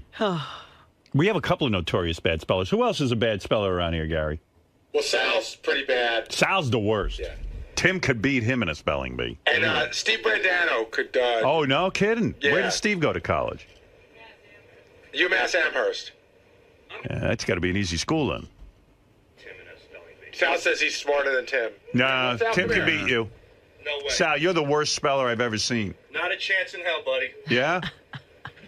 Why do you always say you're smart? Because I am. Oh, you always run into trouble with that. Trouble. Trouble. Nice. NICE. Oh, wow. Forensic. Robin. SHUTUP. Forensic. Forensic. FORENSIC. I think that might be right. It is. Whenever Tim's ready, I'll do it. Whirlwind. WORLD. Whirlwind. WHIRLWIND. He just heard you do that. Yeah. No. I think it's whirlwind. No, it's with a D. Whirlwind. It's wind with a D. Yeah, A wind whirlwind. whirls. I don't know, but I would avoid that in an email. Like, I know I'm not clear on that one. I know whirl, WHIRL, but I wasn't sure if it's win or win. So, you know what I do? I go, fast, F-A-S-T. I know that word. You read my books, there's no big words in them. Because what the hell? Where am I going to come up with a big word? Why bother? Why bother? I have a very limited vocabulary, and I stick to it. That's it. Why would I try words I don't know, especially in email? All right, we'll have a spelling bee between Sal, Steve Brandano, and Tim. Winner gets to keep his job. Sal, rendezvous. He's probably not there. Rendezvous would throw him right over the edge. That's a hard word. Here he comes. Come on, Sal. If he gets Sal's this, going to spell rendezvous? if he gets rendezvous, then he doesn't even have to be in the spelling go, bee. Sal. Rendezvous. RENDEVOUS. Why Yeah. are you shaking? Because I want to get this right. Sal's Yeah. actually, Howard, he's shaking. No, I'm all right. He's shaking because he's in a bad marriage. You didn't even get marriage. CUNT. Oh, wow. Oh, boy. Only kidding. Yeah, no, you're not. Marriage. I'm FUCKED. All right. Would you be shocked to find out there's a Z in rendezvous? I put a Z in there. No, you didn't. No, you you put an didn't. S. Yeah, RENDEVOUZE. No. All right, here's an easy one. Scissors. SCISSORS. Very good. Thank you, pal. Rhythm. Rhythm. RY. Rhythm. RHYTHM. Wait, rhythm. RHYTHM. RHYTHM. All right. Final answer. All right. That's wrong. No, it isn't. No, he had it right. Isn't there an N at the end of rhythm? No. No. You ready for this, jackass? RHYTHM.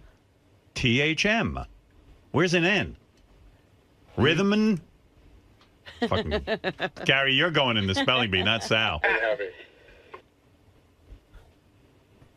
No, Gary's looking for a computer that will somehow find an N at the end of rhythm. Doesn't exist. Gary, what are you thinking? Rhythm with an N. I could swear we had a music teacher who used to make us learn how to spell it. I could swear there was a rhythm. That's why he's the music teacher, not the English teacher. Idiot. Gary. Loser. SAL. Did Sal ever spell rendezvous right? Yes. No, he put an E. He put an E after the Z. All right. What about you got the word judgment? Judgment's easy. J-U-D-G-E. Oh, wait. J-U-D-G-E-M-E-N-T. Nice. A lot of people don't put the E in. Bureau? That you can't get. Bureau. B-U-R-E-A-U. Awesome. I think he got judgment wrong. No, J-U-D-G.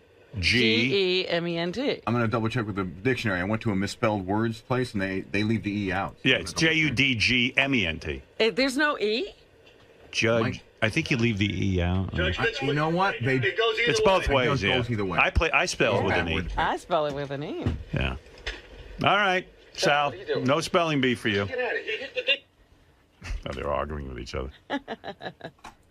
Hey, Sal. Give you one last one. He's got to fight. We got to get one funny one out of him. Kernel, but like the kernel of corn. K-E-R-N-E-L. Well, right. Colonel is, as in Colonel Sanders, is with a C, right? It Yeah. looks like clonal if you pronounce it. Go ahead, let me hear you spell it. C-O-L-O-N-E-L. All right, an extra O, but pretty close. Yeah. Close enough. There you go. I think he spelled colonel. I think. I'm not sure what he spelled. You held your own before with that little spelling throwdown, if you will. Absolutely. Are you tired of being mislabeled as the dumb guy, as the fall guy for all the, history knowledge and spelling and grammar and things like that? Look, I don't know much about geography. Just didn't care for it. I'm not a pilot. I was making pizza as a kid. That's all I cared about. And as far as history's concerned, it's in the past. I don't remember the last shit I took. And that's how I look at that. But it doesn't mean that I am not intelligent. I'm able to spell. I could spell things. As a matter of fact, I spelled so well that I even beat him. What do you mean? Well, when I spelled the rhythm, Gary thought there was an N in it. Are you fucking kidding me? I mean, that is stupid. That right there is stupid. An N in rhythm? R-N-T-N-H-Y-N.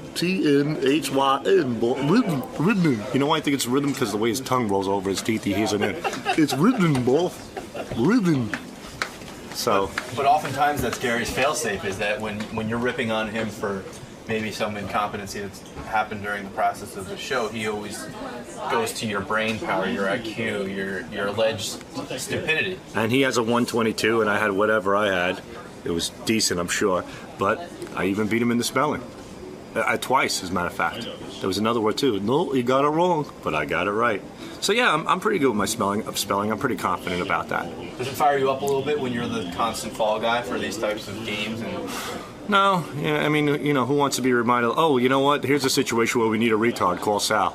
That doesn't really fire me up, but it was a good opportunity for me to prove that I can indeed spell. I can do a lot of things.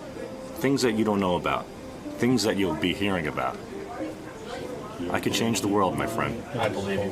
One letter at a time. You just got to get in that rhythm. R-N-T-Y-T-H-N. Rhythm. Rhythm, wolf.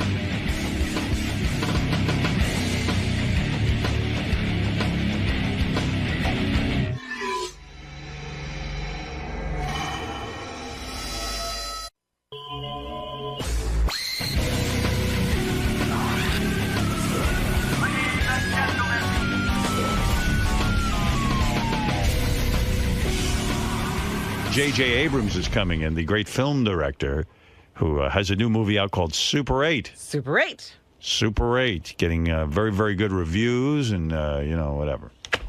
When is he coming in? Around 8-ish. Okay. Something like that. We'll talk to him. His wife's very attractive. I met her out in L.A. She came over to Jimmy's house, and then we had dinner. You and his wife? Yeah. I said, do you mind if I go to dinner with your wife and not you? But an extremely attractive woman. Really? Yes. Why are you saying that? Like, he doesn't deserve her? He absolutely doesn't deserve her. Look at him. What are you talking about? JJ's not a real good-looking guy. He knows Well, it. he's very talented. Yeah, well, that doesn't make up for it? Sure it does. Look at me. Look who I'm married to. Come on. Sure, I understand that. But, JJ is hanging out with Spielberg. Yeah, I think he must like Spielberg. Yeah, well. I think he must have been a big fan growing up. Who wasn't? It's got to be pretty amazing when... But, I mean, as a filmmaker, Yeah. as a kid who wanted to make films, this was someone he admired and wanted to emulate. Yeah, like in my life, going into radio, there was no one really I could look up to or hang out with because I'm better than everyone else. Like JJ, it's great. He has Spielberg because Spielberg's a genius. There were no radio geniuses. Well, who would I hang out with? Cousin Brucey? Would I collaborate with him? Hey, now come on in here, young man. Let's see, help you out. What do you want to do? Well, I was looking to get into radio. I was wondering, radio's great for you.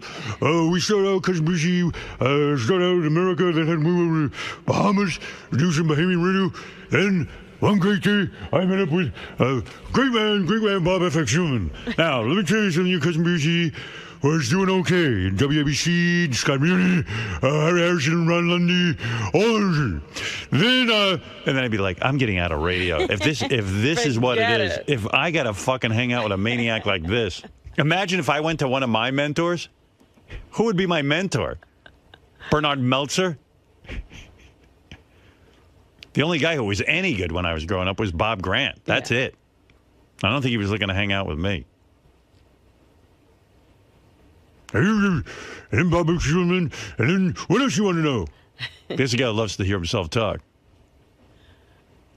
But, for JJ, it's great. He's a filmmaker, and he gets to hang out with Steven Spielberg. I'm pretty sure he goes over his house for dinner and everything. Well, I can't imagine what it's like when you first get to meet Spielberg and he admires your work. That must be amazing. JJ dropped a big load in his pants. Is that what happened? Yeah, right. It was embarrassing. Big stain in his pants. Oh, Mr. Spielberg. But it must be something. Because Spielberg, like one of the greatest filmmakers ever, and all of a sudden you're at his house and you're hanging out with him and he wants to He's producing your movies. Yeah. So tell me about yourself, JJ. Tell me how great I am, and tell me which of my films inspired you most. Oh, Mr. Spielberg, excuse this giant load in my pants. Excuse the stench. I just shit and dropped. I dropped a seminal load in my pants. That's all right, JJ. I'm so used to it. You should have seen this, the first time the guy who directed The Godfather came over here. He dropped a load. The guy who directed That's The right. Godfather? Francis Ford Coppola. Even he was taken with me. No, but it must be great to be like a filmmaker, and then suddenly Spielberg gives you that. Yeah. In fact, with Super 8... It's like an anointing. What I heard is Spielberg just heard the title Super 8, and he bought the film. Well, he did that when he was a kid. He made those Super 8 films, so he completely got it, I'm sure. Yeah. But to me, filmmaking or anything, it's about the chicks, and JJ scored himself a real humdinger. Very sexy woman. I was having dinner. I was looking her over. I had a little private conversation going with her. Really? Yeah. If I was single, I definitely would. You would take his wife? Absolutely, I would. And I bet you I could, too. I'm good at that. I'm good at taking other people's women. Oh, my goodness. I love it. I'm a despicable human being. Something I enjoy doing. Must have been something about me as a child where I wanted to get between my parents. Is that an edible thing that's still going on? Yes. So any powerful man you want to I want to take his away. woman? I want to take his woman. Yep. Very edible. And edible. So there it is. but very terrific. And we will see JJ in here in just a few minutes, and we'll talk with him, and we'll find out how great his life is. Hey, good morning, JJ. Hey, how are you? Welcome back. Great to be back. How's it going? Pretty good, you? Not too bad. What have you been up to?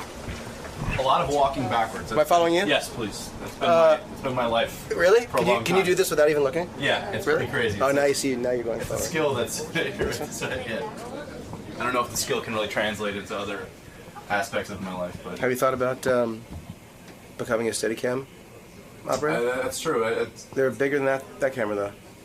I know I'd have to adjust to the weight, but Where should I go? anywhere you'd like. I'm good here. So Super 8, your Yes, new sir. movie, and of course you've come back to talk to Howard. I mean, you're a huge fan of this show. I am? I remember you being a big fan when it Of came course out. I am. No, I love the show. You kidding me? It's my favorite thing. So you're well. I always ask to be on the show. How's it going? They don't put me on the show. I'm like, what about Howard? And they're like, all right, if you want to do Howard. I'm like, what do you mean if I want to do Howard? I'm in New York. What else am I going to do here? So I'm always happy to be back. J.J. Abrams is here. The guy's a big-time movie director. I just saw him out there. Yeah? Did you audition? No, There's J.J. I don't know why he hasn't created an alias for me. Jennifer Garner. J.J. Abrams. Big shot. Big shot. Go ahead, man. Big shot. Go over there. What? You acting like you don't know what to do? I've never sat here before. You haven't? No, I'm always You were on the show. No, I've always. No, I didn't. I did? Yes. You sat on the couch. I always remember just standing right there. I get so scared when I'm here. I don't even know where I'm sitting. I don't know where I'm standing. What are you nervous about? After all your success, why are you nervous? I don't know. I'm not. Now I'm much more comfortable. Are you nervous on a movie set when you start a new movie? Sometimes. Yeah? Yeah, he shit his pants when he made Super 8. No, there are times when, like on Star Trek, where I was, what the hell are we doing? I was like on the huge set, and I thought, this is. Do you really know what crazy. you're doing? Fucking disaster. No, but do you really know what you're doing in the sense? Okay, you dream up the script and everything, but when it are you like a photographer? Do you understand visual? I mean. Special effects movies and stuff. You want the answer? 'Cause Yeah. But the thing is, it's sort of, just interrupt me the second it's boring. So interrupt me now. Okay, go ahead. You get there and you think, well, I think I know what I want, and then you get there and you realize that you don't really know, and you want to figure it out. So then you start to look, and sometimes you go, there's no way to do this that's good, and you throw away everything you thought it was going to be, and there are times, and you can't show people that you're freaked out. You got to kind of look like the director. Everyone's looking at you. But If you're can't freaked out, do everyone's freaked out. You can't do the other jobs on the set. No, of course. But and hold luckily, on. I'm working with some great people. But there are times, on a big budget film, you walk in and you're shooting about a half a page a day. Well, you can do a few pages a day sometimes. All right, but okay, let's say you're shooting a page a day, but it's more like a half a page a day. You got to have something in mind when you go in there and shoot it. Yes. Okay, so you go in, and then it's a scene that involves like a train derailing off it's a big special effect. Right. Don't you have to call in some guy who knows what he's doing, because you can't possibly know how to do all that stuff? Now, here's the thing, though. As someone who grew up, the sort of, film geek kid who loved that stuff, I was always reading about how that stuff was done. So I know enough that I can talk to those guys and say, here's how I want to do that. And then most of the time they'll say, well, what about this? And they'll propose something I wouldn't have thought of, which is great. But, even in Super 8 with the train crash, I didn't storyboard the train crash. I wanted to kind of go there and figure it out. And I knew we could figure that out. What do you mean figure out? Figure out what angle it's going to be shot at? Yeah, I mean, the certain things you have to plan and previs and do little cartoon versions of the scene so that everyone knows what the hell's going on. Like what they're going to build and what we're going to do on green screen, what we're going to do live action and real. Right. And so you do that. But on some scenes, like the train crash, I knew it was going to be kids running and train cars flying and explosions. So I talked to the special effects guys and said, look, here's where I want to do explosions. Here's where I want the kids to be so they're safe. And then this is where we're going to figure out what the angles are going to be. And a lot of it, honestly, for the train crash was kind of seat of my pants figuring out what was going to happen on the day. And then what do you do? Do you shoot it from every angle? Do you shoot the kids running from every angle so that when you get into how many times do you crash this train? Well, the kids, these were kids who had never, a couple of them had never been on the set of anything, and this was like a dream for them. They were just running through explosions. They were like having the time of their lives. Did you audition these kids? Oh, yeah, like crazy. And some of them were first-time actors? Yeah, 2 of them had never been on the set of anything. The first week, the main kid looked at the script. When you make revisions of the script, there are those little asterisks on the sides of on the side of the script that show you where the revisions are. And the kid the first week looked at the script. He's like, "Are these stars for decoration?" Now you like that? I thought it was fantastic, but I also thought, holy shit, this kid doesn't know anything. He's never done any of this before. So Right, you had auditioned him, right? Oh yeah, and he was really great and naturally, sort of easygoing and talented, and he could do stuff. But he didn't know. Do the mothers come on the set with these kids? Yeah, they're all fucking annoying, right? No. I mean, be honest. Don't fucking lie to me. I'll throw you right out of here. I'll tell you, one was. One was, no, right. Okay. No, because they're annoying because these are mostly women who schlep their kids to these auditions and they want to live out some sort of fame through the children. Is that correct? I'll tell you something. Most of the kids who came in who we did not even consider were kids who had exactly those parents. Who had the stage mothers. But here's the thing. Those kids were the kids who came in, they were like, okay, so how do you want it? And you're like, what the hell? That's not a kid anymore. Disaster. Right. Yeah. The kids who we wanted were kids who were kind of unassuming, who didn't have stage parents, like literally like this. Who look like real kids. Yeah, who are real kids. Like the main kid we got, he lives in Moscow, Idaho. Right. The kid, would never been in anything. His parents would drive him once a month to Seattle for an acting class. Like, it was just like he was a kid who just wanted to learn how to do it. Right. So his parents were just like nice, sweet people. So how do you find that kid? I mean, the parents schlepped him around, right? Oh, no, what happened was because he had this little acting class, and I guess our casting directors had been looking, thousands of kids, and they sent to various states. Just they contacted people to say, look, if there's anyone in any acting class, any acting school. So this acting teacher, said, well, there's this kid who comes in once a month, who drives in from Idaho. He's pretty good. Yeah, they sent him. So the kid didn't even have an agent. No, they sent a video, and he was great. Do these kids make a lot of money from a movie like this? I mean, doesn't a movie like this wreck their lives? They get in the movie, then they're expecting some sort of career and some sort of fame, and most of them don't go anywhere, right? Well, the thing is that they don't make a lot of money. I mean, this is like their first thing. And what do you got to pay one of these kids? Maybe I'll make a kids movie. Maybe you'll just hire some kids because they're cheap. Get some shitheads to act.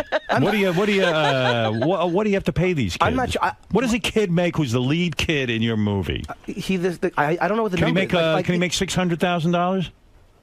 That sounds high, doesn't it? That's high, right? Yeah, I don't think so. What does he make? 200? Maybe somewhere between 1 and 2, or maybe somewhere in there. I don't know. It's not. I mean, look, to get a shot to be in a movie. Imagine if I make a movie about with kids and illegal Mexicans. I wouldn't have to pay anything. You'll have a $25 budget. They'll pay you. Go home and write me a movie about kids and illegal Mexicans, where they have to pay me to be in the movie.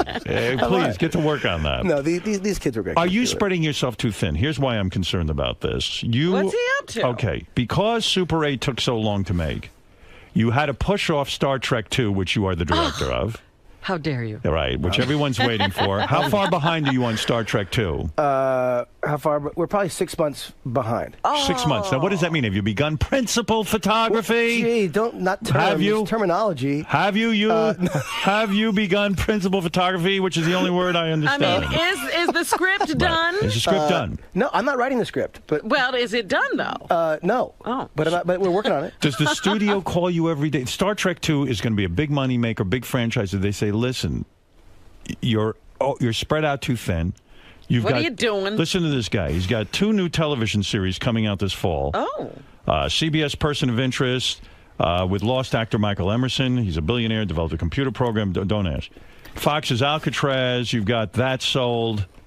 You just finished Super 8. How much is he hands-on with these TV shows now? That's right. Are you just developing them and then giving them away? Are you making a money grab, or are you being serious about all of your projects? Go ahead. Oh, Howard. Here's the thing. Go ahead. Those are not shows I created. Those are shows that Bad Robot, my company, is producing. So Bad Robot. That's the group. We have 2 amazing people who run the TV stuff, and then I have my producing partner. So it's a bunch of us working with. These are 2 writers, Liz Sarnoff, who worked on Lost, and Jonah Nolan, who co-wrote with his brother Chris. So you have nothing to do with those? Well, I helped with give notes on the script, on the story. I helped on the pilots. I gave notes on the cuts of the. What does it mean, notes? You sit in your office, a bad robot, the one with all the toys, where you remain eternally youthful. What kind of toys is he into? You gotta come over. I'm serious. It's almost mandatory if you're a filmmaker to prove that you still have your innocence and you're still childlike. That's what it is. What are his toys? Does he have like? Tell Robin. No. I sat through a dinner, heard an inventory of every toy he's got in that office. Unbelievable. Okay, JJ, what do you have in that office? Play-Doh? We've got no. There's not. What do you have? What's important to you? There's a woman making characters out of clay. I gotta say in the corner, but no. There's just like stuff that I had when I was a kid. Like little Twilight Zone toys and Planet of the Apes masks and just all sorts of crap that I love. He eats in a high chair. That's how childish he is. That's how childish he is. JJ, in a way, I'm making a joke, but it's true. In order to be a director and be in touch with all these fantasy stories, you have to remain childlike. And in fact, your mentor, Steven Spielberg, often said that, and I feel he is no longer childlike. He threw away all his toys, didn't he? Well, here's the thing, and we can talk about Steven in a second. The childlike thing, it's... You don't want to be necessarily childlike. You don't sit there and play with the toys. No. He holds his meetings in a playpen.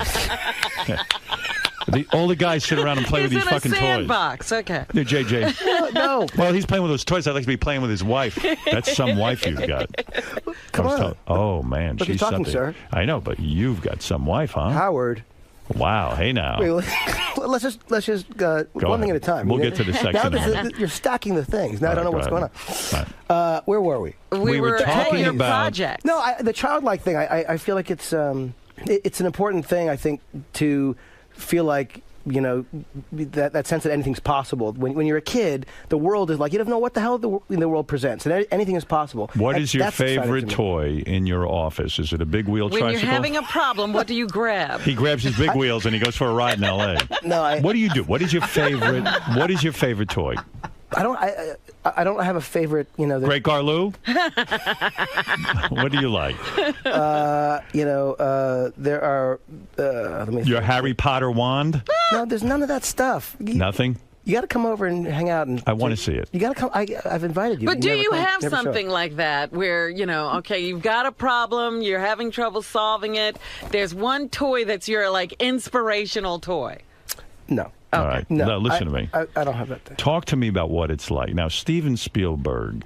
Well, here, I'll back up. As a kid growing up, see, you had an advantage that most people don't have. Your father was a producer, a movie producer, right? Or television producer. Yeah, TV movie producer, yeah. So when you grow up in a family like that, it's almost organic. You're exposed to it.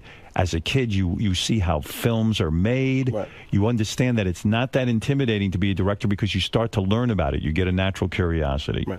So tell me what someone has to do. They have to be in a family where this is acceptable. You have to be exposed to all this stuff at a young age. Oh, my God, then nobody else can do this. Well, this is what the book 10,000 Hours is about, that you've got to be doing... But Spielberg didn't grow up like that, did he? Yeah, right, outliers. Yeah, here's the thing. I think that when you look at what Steven Spielberg did, and he grew up, he had access to an 8mm camera, right. And he made movies when he was a kid, and I've seen those movies, and they were pretty good, right. and even when he was a teenager, you go, oh, this guy's got talent, and he had access to express himself and try it and go out with his friends and make these movies, and I think that. You don't necessarily need, although it's obviously a huge advantage, and I am very grateful for it, to have been able to visit some sets when I was a kid. The greatest one was my dad had an office at Paramount Studios, and I got to know the guards whenever I have a day off in school.